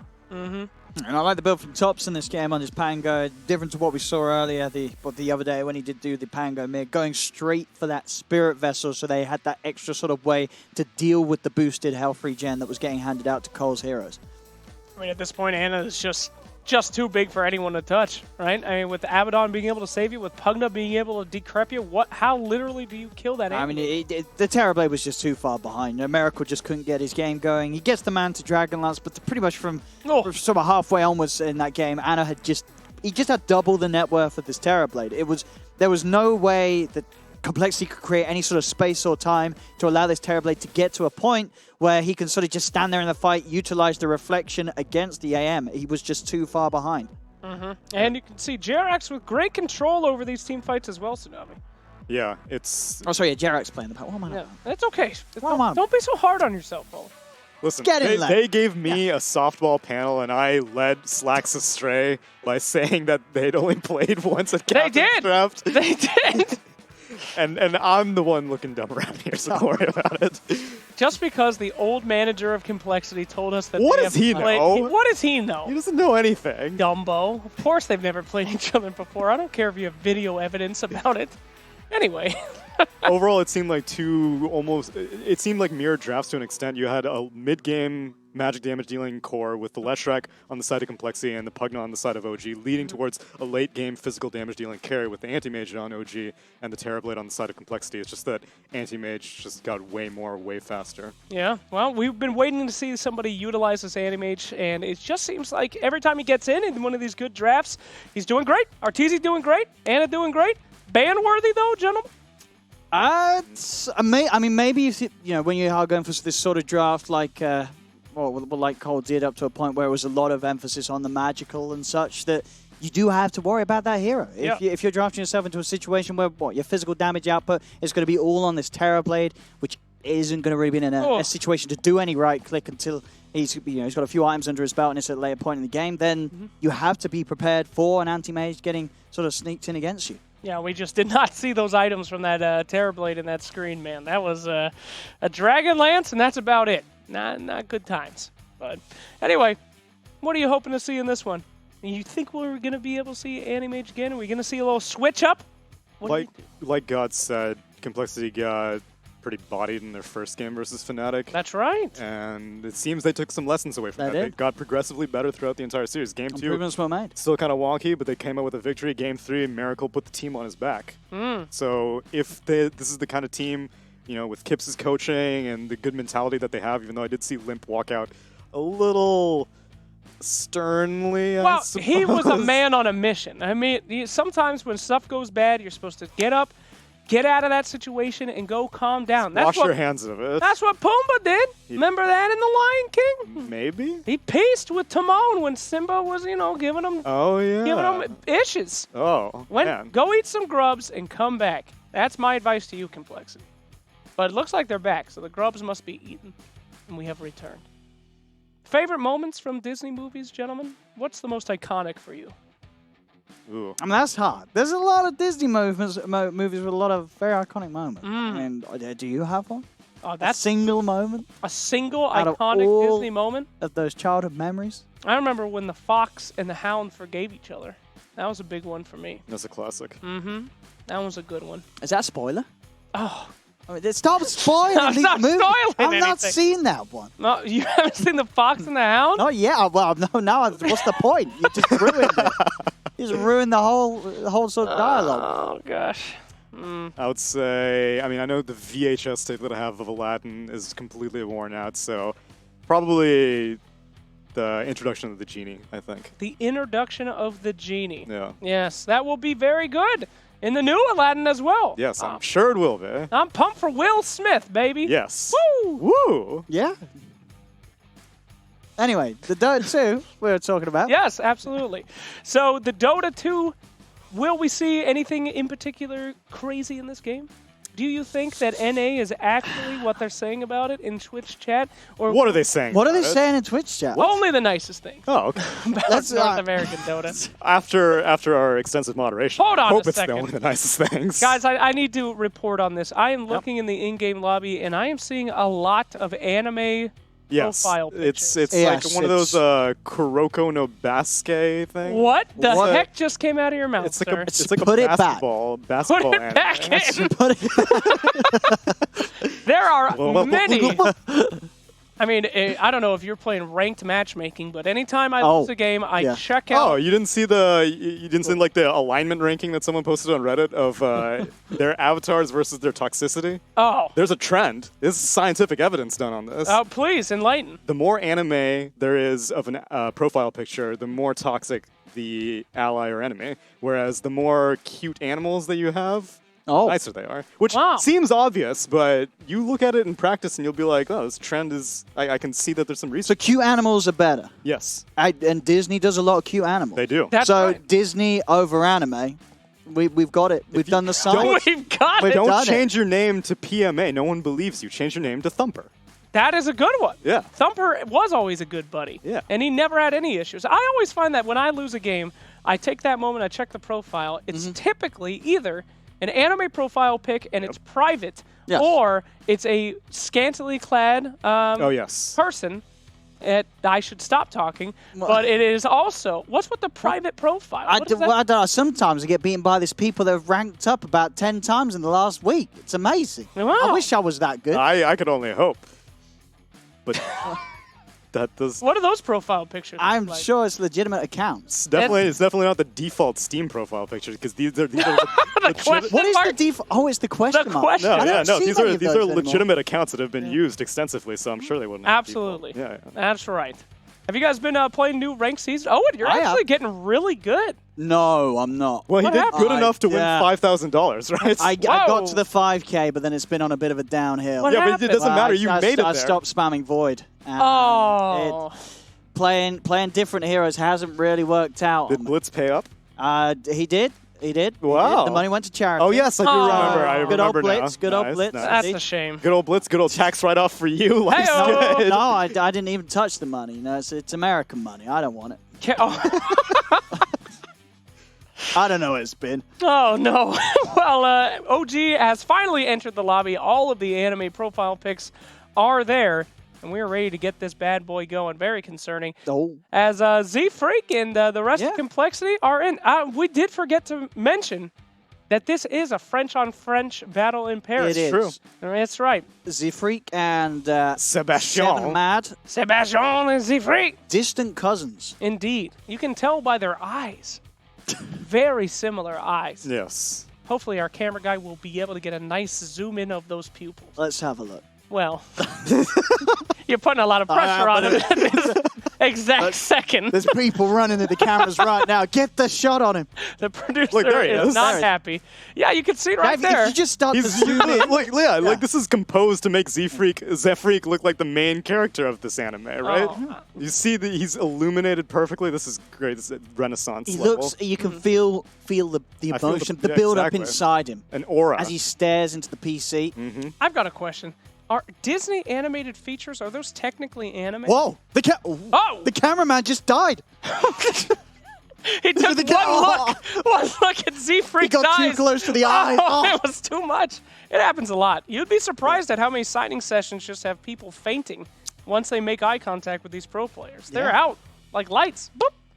Anyway, our players are loading into the lobby. Don't worry, we're actually not keeping this panel going for our own amusement. We are. We've told the players, hold on. Hold up! We've got to make a few more irrelevant jokes and quips on the panel. One more time comparing the French people, please. Hold the major game. But, I've never been in a tournament where I think I was there once where the players were actually ready and the host would not release it to the game. Which host was it? I'm not going to... Are you calling someone I'm out? not going to tattle, but I'll just say one host was very energetic about their conversation, and I literally remember the producer going, "The players are ready. Can we start the game?" And he or she would not stop talking. That's certainly not happening now, though. Trust me. Everything's good. So, Tsunami, whoa. Can I embarrass you? What's your MMR these days? Oh, yeah, what? Yeah, how you doing? You're an analyst, as they analyst. You should be pretty high up there. That's all right. Where are you at? You can lie to protect the career. It's fine. Say you're I'll immortal. cover for you. If you don't say you're immortal, we're gonna. I'm taking it to Reddit. I'll do you one better. What? I'm unranked. Oh. I could be anything. Unranked. Oh. I could be top 100 MMR. That's worse than being I could be a unranked. herald. You're a coward. Coward. You're a coward, Tsunami. Let me tell you something. I value my sanity. I mean, you While yourself a Dota player? As I've spent time with you and all the other talent, I've realized that you've got to have a few screws loose to bad. be at the top of your game in this industry. Bad answer, Harry Purge. Let's go into the draft. We finally made it. Harry Purge. What's that? I don't think of people in roles. I just think of people I know as roles, like you. Oh, I think of you as a few roles. Oh, okay. Such as? Oh, never mind. I know the joke, but I was you trying to just- see if you want to go all in, and it looks like you did. You're a fantastic analyst and host. That's what I meant. I hate you, woman. Let's go into this game here. We see Abaddon, Oracle, Pangolier. Yep. Take any guesses? Drow Ranger, of course. Nature's Prophet getting in. Hey! I haven't seen that in a while. It's been banned out quite a few times. Why do these did. guys not like first phase Nyx? What is going on? This is the second time now. They banned it out second phase. They're clearly aware of the hero's existence. I think that they've got to pick it. Got 2 picks here. Make one of them a Nyx assassin. Yeah. It's going to hunt down the Prophet. It's pretty nice. It's going to do everything. It's a Nyx assassin. I don't really have a everyone knows how to play Nyx. You don't really need to be a genius to figure that one out. You just press E and walk into things. Yeah. So I don't know. Somebody's going to get called on their bluff. I think all the teams have this understanding that you're not allowed to pick Nyx right now, is basically what it is. They're just waiting on these bans. But one of these teams, they're going to go nuts. And you call it, Owen. That Prophet is actually left in for a game, and he's instantly picked up by Complexity. Of course. I think this hero is busted. Fundamentally, this hero is broken. Global teleport. Whoa. Easy push. Whoa. Easy summons. Hey. Summons are everything. Oki knows it as well. Get these Eidolons into the game. Treants versus Eidolons. Lore-wise, who wins? That is a great question. Probably the Eidolons. I'd imagine so. They're sort of what these sort of creations of space and time against a piece of wood. A wood? It's a treant, right? What You else? said Eidolon. Oh, against the... Yeah. Against the wood. What wood is it really wood or is it enchanted wood? I mean, it's literally the woods. Well, It's a treant. well, in a way. Are we literally meat? Yeah, some more than others. You know what, Owen? If you one more fat joke on this panel, and I swear I will kick you off of it. All right, Razor's going to get picked up pretty early. Razor, a hero not particularly with too many counters. Am I wrong on that? No, he's kind of taken over Viper in that role of just like, yeah, whatever, just send someone mid. This dude's like impossible to lose mid with, and it's something that I think is maybe underneath Slimp's pay grade in terms of complexity of heroes, and I think a lot of mid players feel that way. But you just got to do what you got to do. Even if it's boring, even if it's not flashy, it gets the job done. You get a Rod of Atos, especially useful against these slippery heroes like Troll who can just go into battle trance from a distance. If you can keep kiting them, then it's very, very easy. Or if Troll comes to you inside of a battle trance, just follow him around with the static link. Now, what is this Centaur Warrunner ban? I can't remember the last time I saw Centaur. But He was seen at the minor. Yep. And it's a hero that does a lot against both Raze and the Prophet. Stampede, great for finding the Prophet, getting on top of him, and making sure that he can't sort of get away with the split push around the map. And Or of breaking course, the link. Exactly. Yeah. Razor wants to sort of stand there, walk into the fight, and if you're able to run away, certainly the Razor sort of, he's done. You got to. He needs to stand near you. He wants that thunderstorm beating down upon you, and he wants to be sealing your right click. He's not going to do that if you're able to run away. Yeah, fantastic points all around. So, you know what? A real question, boys. Do you ever feel like people always ban a hero and then they purposely leave it open so that the other team feels forced to pick it and then they can play around it? Like, as soon as that Prophet was not banned, they instantly grabbed it. Who knows if they've been playing with Prophet, you know? Is that a thing, you think? But they did pick it. No, I'm saying, but I know. Did what you're OG saying, trick does them a team into let them pick it? Oh, I see. like yeah. force them to pick it? Because it might not be even in their comfort zone. Yeah, I think mid-series it's a bit weird. I think you usually come into the beginning of the series and you're like, especially, I mean, they are one game up right now on OG, so you can experiment a little bit. But I think there is some legitimacy in doing that, especially, like, I think that was very popular against, like, whenever IO was first phase all the time. Right. A lot of people were like, I have the answer for this. But then they usually don't have the answer for it because the team is really good with it if you keep first phase banning it.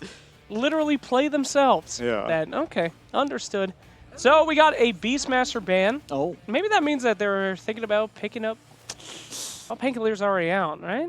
No? Yes. So, I don't know, maybe they're thinking about somebody with some magic immunity, a Lifestealer potentially? That's usually what we see for a Beastmaster against that. Yeah. Yeah. Yeah. Wouldn't be bad. I mean, who yeah. Oh. My thoughts exactly. Owen. Very good. That's a great noise. No. British? You're transforming it into an old British person more and more every day. I'm feeling more like Redder. Yeah, soon we're going to have to call you Pyrian Flax. No. Oh, You want a vape, Owen? I can get you one.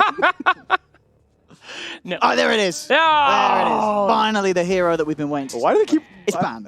Well, they keep waiting for the second phase. I mean, this time it made sense. You picked the Bat Rider, even though OG have a history of playing Bat 5 on no-tail, so that's a possibility. But I don't know. I don't know why neither team has been picking it first phase. Maybe this is the opposite of what you were talking about, Slacks. That everyone keeps banning it, but in fact, no one wants to pick it anyway. A forbidden hero. Yeah. Hey, you know, Owen, question for you. Has your life changed while you're casting OG games now? Ever since your Seb moment? I mean, it was pretty iconic. That's like your... Yeah, what do you think of the SFM in True Sight of your moment? Yeah, that was a big deal. It was nice. Yeah? It was really nice. And, I mean, at that moment in time, I didn't know what to say. And, you know, now it's just a different sort of Seb in a lot of the OG games. It's more like a Seb. Right, just a maybe Seb. maybe one E. We haven't really had another Seb. Yeah. It's just been Seb. Seb. Seb. Seb. Seb. Seb. Seb. Well, that's sad. Thank you, Owen, for that very sad trip down memory lane. As we move forward. So, Complexity still got their big pick here. Bat Rider, is he going to be too useful? I think so, maybe on this one. Getting a Nature's Prophet, getting a Razor is a pretty big deal. Yeah, you know, one thing we didn't really touch upon about the Prophet, and I was talking about how good it is. With Complexity, there is, of course, the chance that it will be the core Prophet rather than the support Prophet that most of the other teams do. You know, Monkeys Forever, he's a bit of a Prophet picker. Whether they want to do that this game, which it definitely has the chance to do so with these other picks coming in, this Vengeful now being grabbed up, another bit of a new hero. We haven't really been seeing that much of Venge recently, but great answer, of course, to heroes like the Bat Rider. You got that way for the save now with the swap. It's strong. Yeah. This is a unique patch in which you're seeing 3s and 5s be the ones that can be interchanged with the heroes. Like with OG, the Bat Rider was played by Mad previously, and then No-Tail had played it in an earlier series, and here with Complexity, could be 3/4/3 support Prophet, could be Monkeys Forever offlane Prophet, and it's just something that's not really been seen in earlier patches. It's usually just the 4 and the 5s or the 1 and the 2s, never really the 3 and the 5. So we're waiting to see what this next pick could possibly be. I like the Vengeful Spirit, though, breaking out the bat, but is it generally a good hero, though? I mean, I don't... You know, it is. And not only, you know, we haven't mentioned breaking out the bat, but also cancelling Black Hole as well with the swap. Sure. Yeah, that is really strong. A lot of things to do, you know, taking someone away from an enraged battle trance troll that says you gets a root on someone, suddenly Venge swaps them out. The Venge will probably die, but you're saving someone else, saving the core. It's nice. Any bonus physical damage that you have if she decides to lane with the Nature's Prophet. Yeah, oh yeah. Treants got their damage Treants. previously, but with a Wave of Terror, you'd never even feel it. Yeah, throw a Blightstone in there as well. An early game, that is just so much harassment in the lane. Absolutely. Oh, those are, whew, children, turn off the stream. Oh, Oh, no. He comes from Southeast Asia. That is normal down there. Is that normal? Yeah, dude. They don't even wear shirts like half That's the time. great. I've I was- not watched any of those Facebook celebrations of a Southeast Asian team winning in a like qualifier or something. Slax, we can join in now. Do you want to whip your shoes off? And I think it's only respectful. Wait, does Yeah. he have his knees in his shirt? Indeed. This is as is that?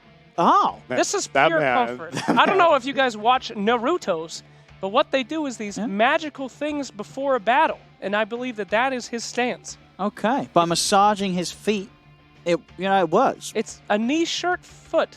Like this man, he has this tissue out and he's just acting like he's just fiddling around with it, but in his mind he's just like, This is actually some advanced origami.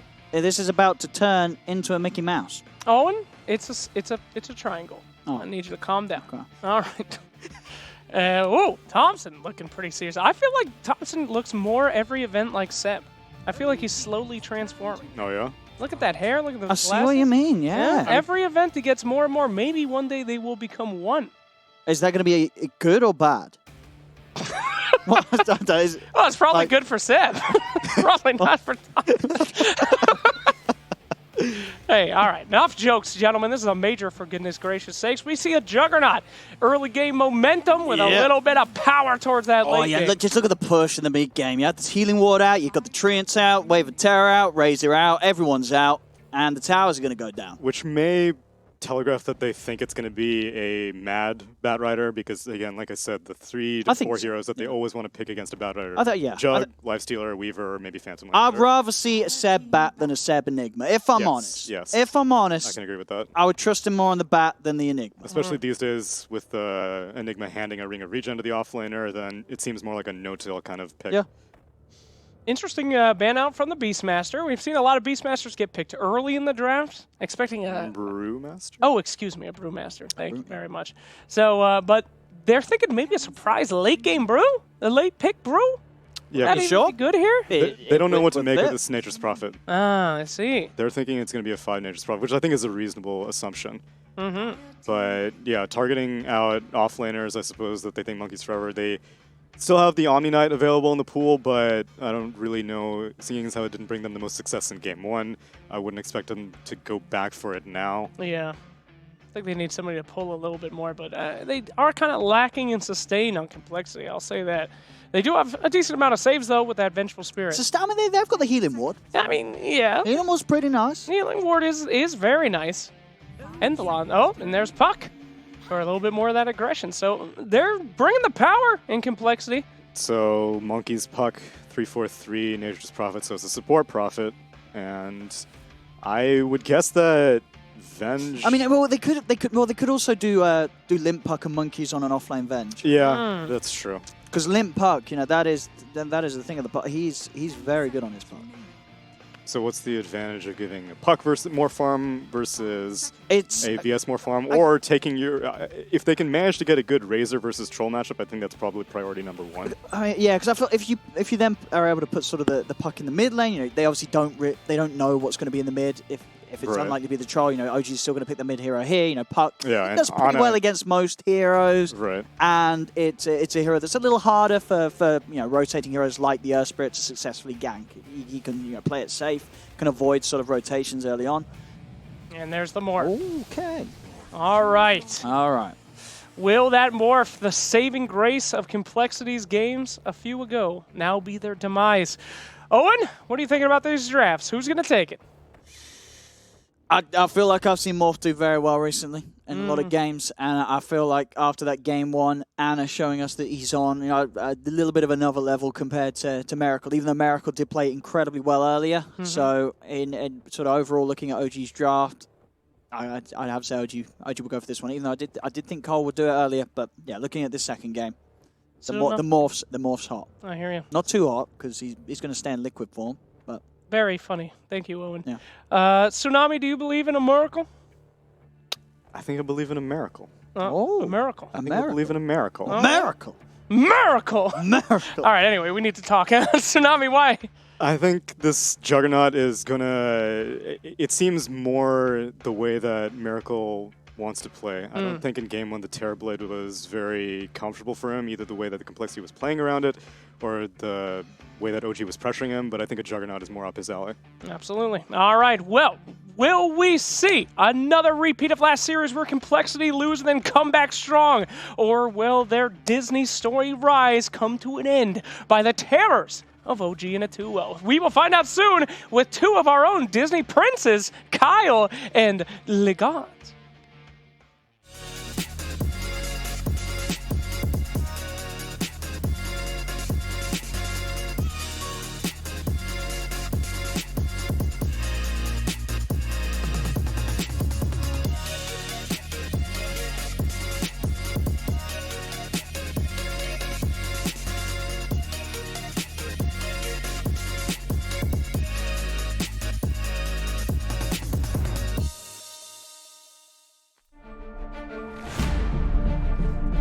Observing is something where I felt like I would actually push the whole crowd forwards.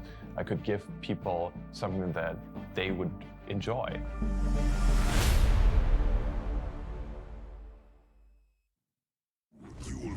It's time now for game number 2 of OG versus Complexity. Complexity looking to repeat what happened in the last best of 3, Carl, where they got stomped in game 1 and managed to bounce their way back in. It does feel like a more well-rounded Complexity draft this time around. I think, yeah, they at least have a chance to win this game. Previously, it felt like, you know, I wanted to believe, but the ball was in OG's court for the entire duration. This time, certainly looking a bit better. I'm concerned solely because I feel like Limp on puck is more valuable for Complexity. I think his puck is just one of the best in the world. I'm not a huge fan of monkeys on the hero. And Razor in this game is just not the win condition. If he goes off, sure, that'll be great, but I don't think you lane as well against Troll as maybe they expect. You just go range for him, and especially mid, you don't have that chasing distance to get a really big link off to dominate your lane. Well, that does look like it's going to be the mid matchup, that Troll versus Razor. Early Blades of Attack on Thompson's Troll to help for this laning stage, and we'll see how OG look to run this one. They have drafted themselves an Enigma, so seeing a return of one of the more greedy heroes for the offlane, but something that Seb is going to be playing. We'd actually see more of the 4 position, so good to maybe see it on that. Well, if you're going to be a greedier hero, to see it in a 3 position rather than 4 position role, maybe.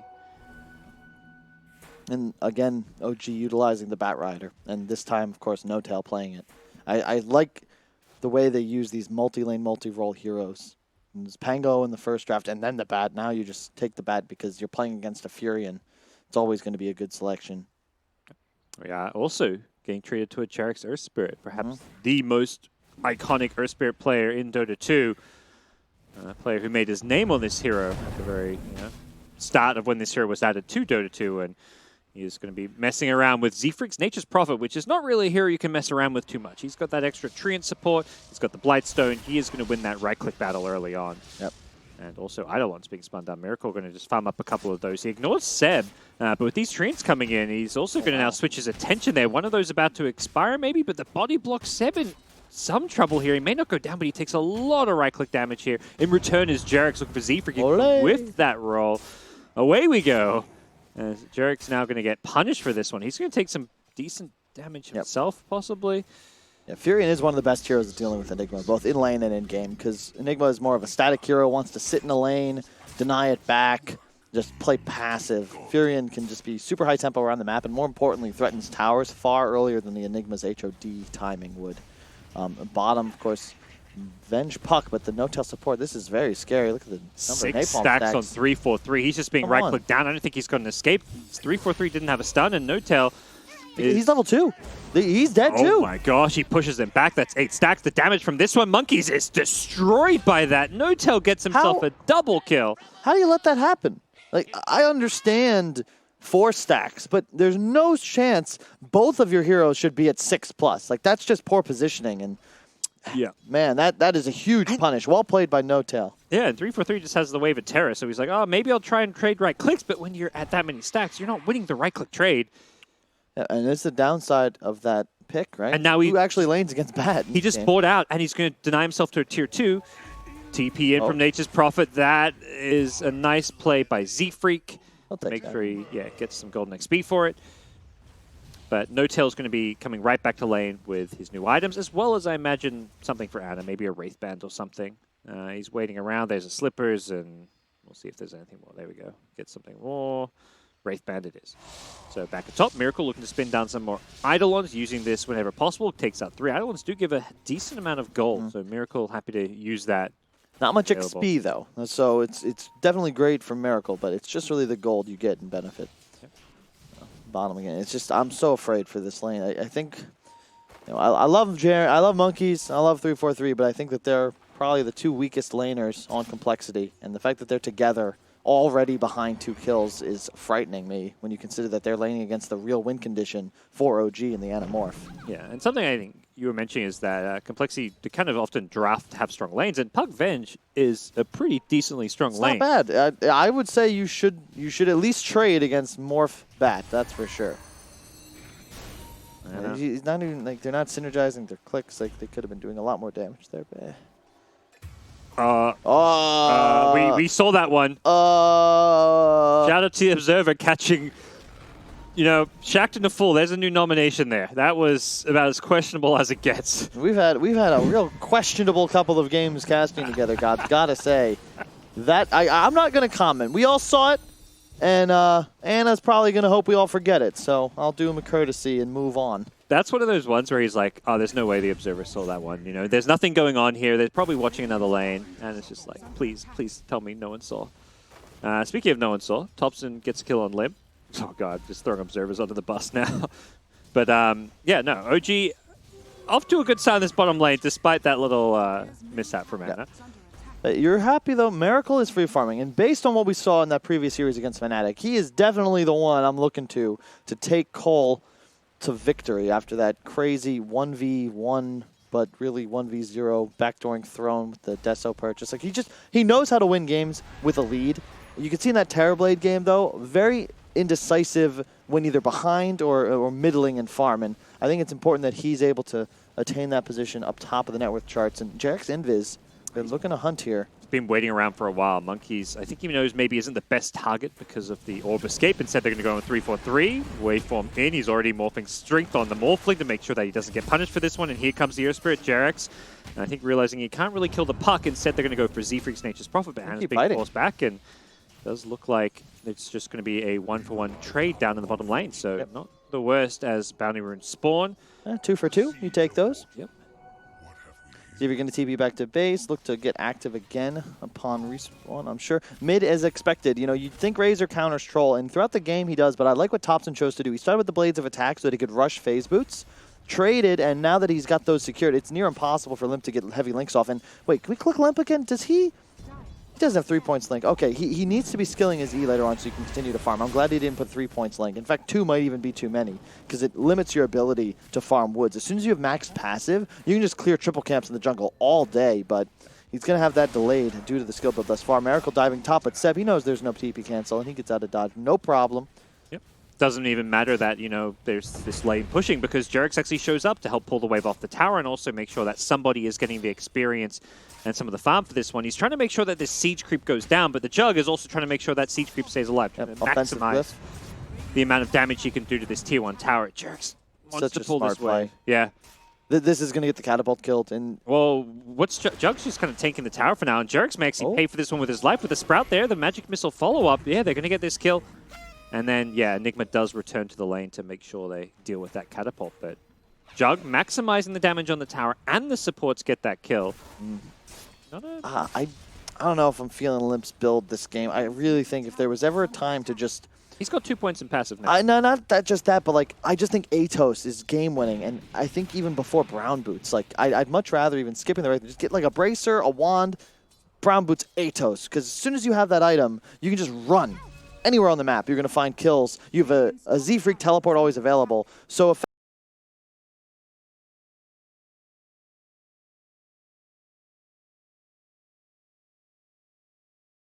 effectively, you rotate. There's going to be 3 heroes there, as long as there's still somebody in that lane you're moving towards. Kyle, why run when you can sprint? That's what the phase boots allow you to do. He's going treads. On the Razor? Razor had phase boots. No. Troll has phase boots. Oh, okay. Never mind. You're right. I don't know. We'll see. Sure. I just think that Limp, just farm, get Atos, maybe even a Blink this game. Not kidding, because you can just go full here. BKB Shivas at some point. You want to have that reach advantage. You look at the OG lineup. You need to get on top of Seb. You want to prevent No-Tail from finding initiation. You need that hero that penetrates and gets into the fight. Jug and Puck, you know, they want to have somebody else to play around. They utilize a vision advantage, and that's what Razor's going to look to provide in this game by just barreling towards the enemies, engaging. And I think Monkey's going to be fine. Oh, they're going to dive. They want to commit to this You one. got to stun No-Tail. 3-4-3. What do you do? He's going to go for the kill on Jerickson with the TP in from Nature's Prophet. It does kind of work out okay with the Magic Child. Monkeys is actually going to survive this. Ooh. Yeah, he does. He gets out with a double kill on Z-Freak. Nicely done. The support Nature's Prophet making some plays happen. Z-Freak is having a really good time here. Anna, thinking about this kill in 3-4-3. He goes waving to the high ground, morphs himself into the Venge. Gets the stun up, but needs to be careful here. He's been silenced. Oh my. What? OG? He wasn't morphing strength then. What were the what? The tower dive I can like understand. Anna though, like that's just so unnecessary. It's just low percentage plays, and Anna's the last person you'd expect to make that sort of decision. However, Limp, he's so slow, and I do believe he might just go down here. His Shrine was utilized already. Catches the stun. He's dead for sure. Thompson on a killing spree now. Miracle TP's in. Has ult prepared if he skills it, but being kited now. You got to be cautious. He's going to level it up now and be chased even further away. The slow coming in from the Earth Spirit who kicks a boulder at them. Gets the silence as well. Can he get the Omni Slash off? She'll be able to. Gets rooted. There's the Omni Slash bouncing around, doing a little bit of damage here to Thompson, who gets brought down low. And Miracle with another Blade Fury is able to also escape. It kind of works out nicely that he waits kind of waits. He was silenced, but uses the Omni Slash as the Blade Fury was coming back up. He lived there because the Flame Break of No-Tail actually pushed him out of the way of the Jerick's Boulder stun. Otherwise, I'm pretty sure he dies, but instead he's just standing there, realizes, oh, I'm able to use spells, and just gets his Omni off. One of those rare opportunities where trying to help your teammate backfires, and we'll see. That was big. Like, Miracle really should have died there. Instead, they get a huge turnaround, and OG just getting punished with a bit of over-aggression. And as 2 deaths already to his name, is going to fall back a little bit to the jungle. Has the raindrops now for that little bit of extra added safety. If you're going to be farming on low health, this can perhaps save your life against some of these instant nukes. Just kind of what 343 is looking for. That's the idea he's got. But this is maybe not the safest place to be. There's a lot of complexity heroes around this bottom lane. They want to get this tier 1 tower. It's kind of that stage of the game where you rotate and play on the enemy side of the map, and Anna's going to do just that. He realizes he needs to head top. Yep. And once again, 2 for 2 bounty runes come out. Thompson farming enemy woods. It's a good decision, just pressuring mid, looking to play around the wards. You can see OG trying to take control of the top side of the Dire map, as most Radiant squads look to do. Complexity, they've got their siege wagon on the way. They're going to look to pressure bottom. This is assisted, of course, by the Furion, able to spam trees, push these lanes ASAP. He's going to teleport mid now, try and slow down the pressure. OG's looking to output. Jerick's invis tracking the puck. 3-point silence on Monkeys. I think that's a right decision here, as you are playing against Morph, Bat, like all these heroes that... And Monkeys may be trying to TP top soon if they want to defend and play around all those heroes up there. And I think Jerick's idea is, okay, let's scout these TPs, and if needed, I can cancel these. Thompson is sticking around way too long. And the rotation coming in from behind. At least the Earth Spirit is tracking these, but it may be too late. The slow and the silence is going to be helping out from Jerick's from the back, but they're going to instantly lose the Troll Warlord before he can even get his ultimate off. And without that, the OG sides are just going to get destroyed by this. And very sloppy. They could have easily... why are you even running back? You have vision of these 2 heroes closing. Just run into the enemy jungle. Like, you have vision there. Your Morphling is already on the top tier 2. Like, you don't need to back, but just get the hell away from these 2 guys trying to connect and pincer. Complexity. Going to take this tier 1 tower. Anna's Morphling did manage to do some good damage up top, and the push isn't really being slowed down that much by the Nature's Prophet up here, but will finally bring down that siege creep as the tier 2 tower gets down to about a quarter health almost. Yeah, so far so good for CoL, but really just a lot of weird mistakes from OG. It is the sort of play I'm used to seeing from this side. Normally very disciplined, risk-averse. Yeah. Oh, for sure. Seb down bottom has got a black hole. May need to commit it if they want to go for this kill. And yeah, he's going to use it. No Jawn available, so Puck is going to be completely trapped here, and they'll get that kill. Back in the mid lane, No-Tail for some pickoffs of his own, but he's going to get punished for his over-aggression. Thompson unable to really commit as hard as the Batrider was. I think with good cause, he may have found himself dying as well. And concern for CoL, though, is like this is a huge streak on Z-Freak. I believe he's at 7 kills, which the concern I have is, like, one, that streak's going to give away tons of gold, and second, Furion's just not great in this game. It's not as if his net worth is going to impact the game too much, because at a certain point in the mid game, he'll just get gone on by a morph, by a troll, by a like he'll just die. Like, none of these heroes are weak against him, and Thompson with no ultimate, he'll probably go down here. He's going to look to turn and fight, and perhaps that decision is going to save his life here as the retreat is on. Jurix gets back to the high ground here. Does have a TP if he can find an opportunity to use it. He's looking to juke around a bit longer, and it does seem like, oh, Sprout coming out. They will kind of want Jurix, but I think they also realize they just can't get him. He's going to go for a roll plus TP here, I can only imagine. Jurix is being somewhat ignored. Puck is nearby, doesn't have a dream call, so yeah, there's the roll plus TP. He's going to have to just go heal now. Well, just well played. Again, Jurix, he did this up top as well, even though he died. He's always, like, the top tier 1 is alive because of Jurix's death, and there, just continuing to buy time. That play, he gets the tier 1 mid for his squad. Yep. Notel may die for this one. He was kind of the scouting information as Anna waving on forward. 1-3-4-3. Has he got an escape for this one? It's the TP out, and, well, the Venge is the disable. So, yes, he does. And this is, again, just because there's no Atos, there's no Yules on Limp. That's the item that really changes this game. He's actually going to be going for the Yules. I just don't like this, gods. Really don't like this. Atos is just so busted on this hero. I think that unless you have a very, very good reason, it should be purchased every single time you pick the Razor. We'll see. Bots first item on Monkeys, also very unconventional. I do not see that very often.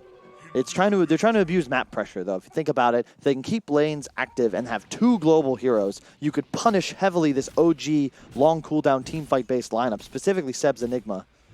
And even though, yeah, Nature's Prophet is support, he's farming like a core right now. He's at 4.6k net worth, so it's 2 global heroes that both have decent farm and impact on this game.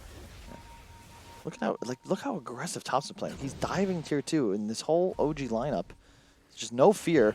Notel walks into a Venge Omni slash combo as they were looking to set up and camp the high ground going for these bounty runes, but they've done so a bit too early because OG's like, all right, you want those bounty runes? We're going to come and fight you for them. As Black Hole not up just yet. Miracle gets gone on though, and there is going to be a stun, and the silence fall is on the Puck, so Puck able to just manage to drawn out of there with the silence wearing off, and it does look like these top bounty runes should go the way of OG, but 3-4-3 was actually still lurking around, so he's going to grab an extra one for complexity to make it a 3-for-1 exchange. This is not the build, Limp, my man. Not the build. He skipped the talent as well at level 10. That's 15 agility. It's valued at about 1,500 gold. No reason to skip that. No points ultimate. Just part of the reason his net worth is low is because he has so many skill points invested in QW. But max, passive, ultimate, you use these off cooldown and you're able to farm Ancients with ease. Without ult skilled, you really just can't farm them. It's a concern. See if that hey, it doesn't like affect the game state as much as it does his own net worth. And you look at OG, the Vlad's picked up by Thompson, Seb with the Helmet Dominator. That means it's go time for Roche, and they pick it up very early. Yeah, it's nothing CoL can do about this one. They're not in position. They don't have any scouting info for it, and I just don't know if CoL has the right read on this game. They're buying bots, like they're buying these build-up items. It's not effective. When you look at the way OG spent their money, all these items are just super value. Monkeys forever. Goes for the Black Hole to make sure they can stop the TP. Seb not messing around when it comes to killing off Monkeys. But what does bots do in this game? Like, look at the itemization from OG. Like, Vlad's into Yasha on the Troll, Enigma HOD, Earn on the Earthsphere. Like, they're hitting a point where they're incredibly strong, and I just don't see Monkeys, like, this game's not going to go 30 minutes. Puck isn't going to become some super carry because he's able to shove lanes hard all game. It definitely does not allow you to fight because it's, 2k gold invested in something that doesn't give you stats or anything. It allows you to split push, but what we've seen now twice is he's died while split pushing. So you bought this item to be an effective nuisance, but you've given away gold while doing that, and he has not really been successful at all at split pushing. Yeah, look up there. OG, they're just able to play so aggressive. Even with no tail bottom, they're going to be able to swarm enemy jungle as 4, kill top tower, just playing behind Ana. He's got the Yasha, Manta soon to be completed, and the Aegis. There's just nothing you can do to threaten him. And the 2 hard carries of OG take top 2 net worth, and honestly, Seb isn't too far behind. In fact, there he is. All 3 of those leaderboard positions going the way of OG. Notel may pay for this with his life. He was the guy in the dead lane bottom. Will pay for it. But if you notice, 5 complexity heroes are all in the vicinity, as the rest of the OG lineup just continue to push forward and play on enemy jungle. One of those space-created kind of deaths as No-Tail gets all the info he needs for his team to confidently maintain control around this mid lane. It's in a 4v5 kind of situation if Complexity want to try and defend this one, but there is an Aegis in play, so an extra life on Anna's Morphling as here comes Limp charging in forward here. Feels confident with the Yule Scepter as a defensive tool, but he's going to get stunned up by the Boulder Smash. Immediately kicked away with the magnetized damage kicking in as well. Thompson leading the charge on that Troll Warlord's going to bring down the Nature's Prophet to start things off. It's a fairly tanky Nature's Prophet taken out as Puck forced to orb away. Monkeys barely able to survive the damage from Anna's Morphling, who is still looking to play aggressive. Goes diving in for more as 3-4-3 on the Venge. Gets brought down by Thompson, and they will get this tier 2 tower. It may have been a 5v4 in Complexity's eyes, but it does not end in their favor. No, definitely not. And Seb has the mech finish. Like, they're just such a huge team fight item advantage right now on the side of OG, along with the Aegis. Yeah, it's a 4K gold lead, but it's what they spent it on. It's what these heroes have in the repertoire just because of their kits, let alone the items purchased.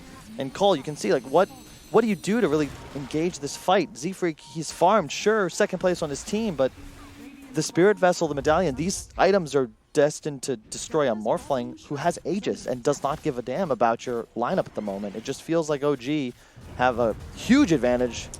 And they're going to kick up to the high ground. Yep. With the Observer Ward, they were able...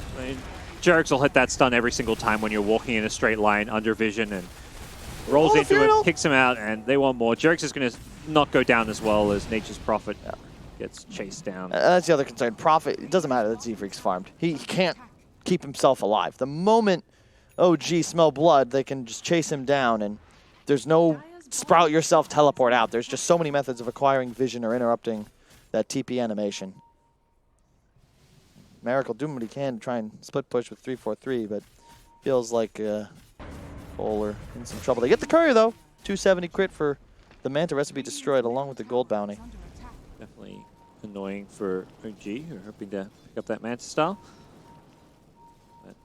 Things still sitting pretty for them regardless. 6k gold lead at this point. 20-minute bounty runes coming up fairly soon, but it does feel like OG are the ones in control who should be able to get more of these. Anna's turned himself into a puck. We're going to chase down Monkeys. We will have an orb in a couple of seconds. Doesn't have that Blink Dagger. He's going to open to the trees here. Jerax doesn't have that Boulder Smash. He does. He just guesses wrong. Runes though, all 4 going OG, and now 3-4-3 in some serious trouble. As his Thompson over, but he's got ult active, then no interrupt for him. He's just going to pop it. There you go. He's going to chase the... Oh, Miracle. If he catches a root here, could be in trouble. Thompson healing up 30%. Razor now going to try and catch. He gets the Yule's aggressive. I think this should be enough to finish Thompson. The Shrine is active. Yeah, he needs to get there in time, and the bonus damage, with the misses, Limp is not quite able to get the kill right away. The last right click luckily does land, as they now look to punish Limp here. The Enigma rotating in, has the black hole as well. No-Tail going to go for the lasso. Immediately Sprout, and there's a black hole just to stop the TP of the Nature's Prophet. I think Jerax was there regardless, so maybe unnecessary, but I think OG don't care whether or not they needed that black hole. It's not really what their team fight and their draft is built around at this point. Where's Monkeys in this fight? He's kind of playing the farm game with those bots. Next item, Mules, but this just doesn't help his team. He's not able to get involved because that fight occurs in the jungle. And his squad just, they get the kill on Troll, but it just doesn't matter. It's just what we saw at TI as well. Yeah, you kill one core, but you're just ending up feeding the other. And I'd argue Ana is the more important hero, and he cleans up with a double for nothing. Just kind of shows up. Yep. Free gold, continue progressing. 2 towers bottom to take for OG, and it looks like what their next play shall be. And I just got to point to the team fights. CoL, how do you 5v5? Well, when do you come online? And OG recognize that. Like, the Enigma's going for this mech build. We're not seeing any kind of BKB, Blink Dagger, let's play around Black Hole. It's just like, no, I'm getting all the Team Aura items. Greaves, Helm of the Dominator. I'll use Black Hole for a solo kill or just to make sure we get these kills. We don't have it for a team fight, doesn't matter because our cores are outscaling you. We've just got better team fight with all our sustain. Easy peasy for OG anytime it comes to team fighting right now. Yep. And I just, again, point to the decision to put Monkeys on Puck and Limp on Razor. I don't like it. I think that you want Limp on a hero as close to Tiny as possible. Serious. Like, the Lina he played earlier was great. I've seen him play an excellent TA, Puck. Like, these are his heroes, and I've just never viewed him as a Razor, Necro, Viper type player. It's just not his style, and I don't think he has You know, you think of players like Fada, right? That's your Razor Viper player. But well, we'll get into it in a moment. He's going to try and fight for his life in the jungle. Ana on the pursuit. Yep, they should be able to chase him down here. Jarex knows all the tricks you need to as an Earth Spirit to secure those kinds of kills, and OG making it look very easy right now, despite some of those laning stage mishaps that we saw. And so just the itemization, again, like click through these heroes. The lowest HP pool is No Tail with 1,500, because he's when Tranquil's drums. Like, it's wild. Like, 2,000 health on the Earth Spirit. All of Complexity's damage is static. They don't have any sustained damage in fights. Maybe Razor gets a huge link off, but as you can see, he's just targeted every time. They're going to split push top, but they've already lost a Rax, and the second one is soon to fall as well. You've got to get the hell out of there if you're Complexity and try and defend. And It's yeah, too late. they can get back to defend top lane with ease after taking 4 total racks, 2 lanes. Morphling going to go for the waveform TP, and he's already up there. Not even a tier 3 tower. Complexity, I think, knowing that the Morphling's TP, they want to punish this one, but they're being pushed back by this flame break. Kind of a last hurrah almost in some ways. We're 23 minutes in only, but you're down 4 racks, 11k gold against a Morphling Enigma Troll, 3 cores at all scale amazingly well into the late game, and Complexity do not get a morsel of food on their way out. Yeah, that's really cool watching these OG lineups. It reminds me a lot of like TI7 Liquid, where you have these drafts that can easily scale. You know, Morphling, Troll, Enigma. They have no problem going late game.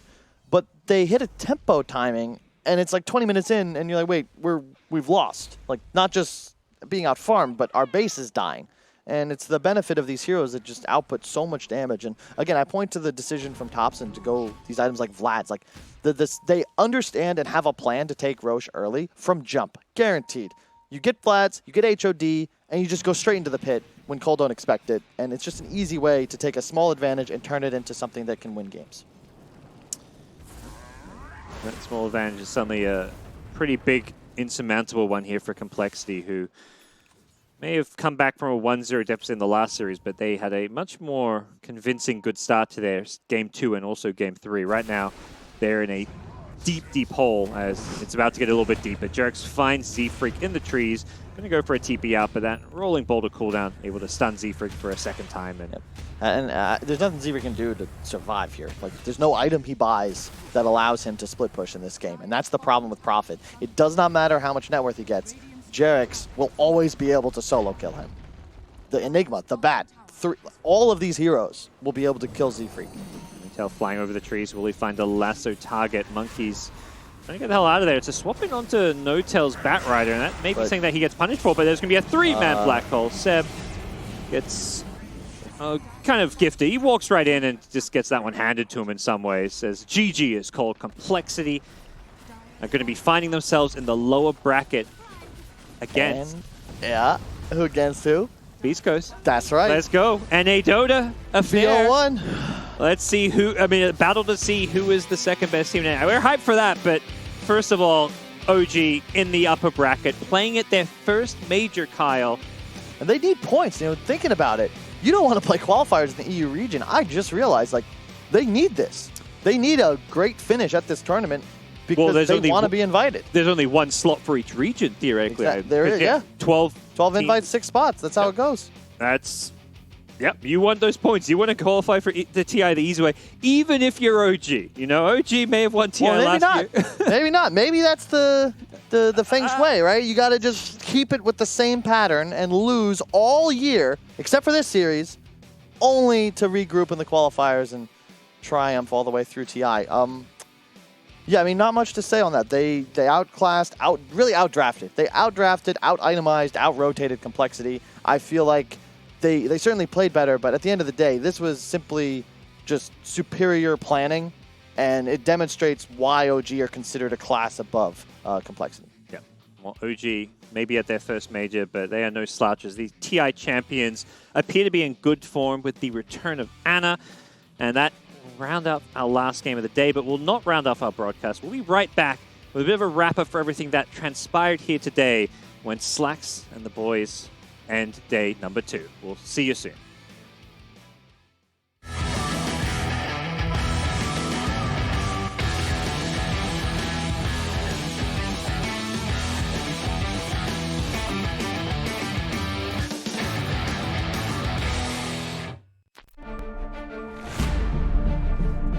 observing something where I felt like I would actually push the whole craft forwards.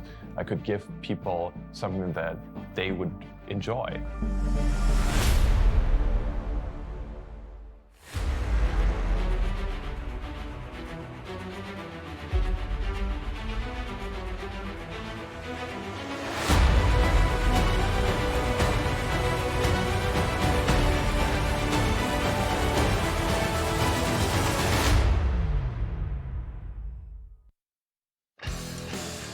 Welcome back to the MDL Paris Disneyland Major as we see OG, not a fluke at all, taking out Complexity in a 2-0 beatdown in that bracket.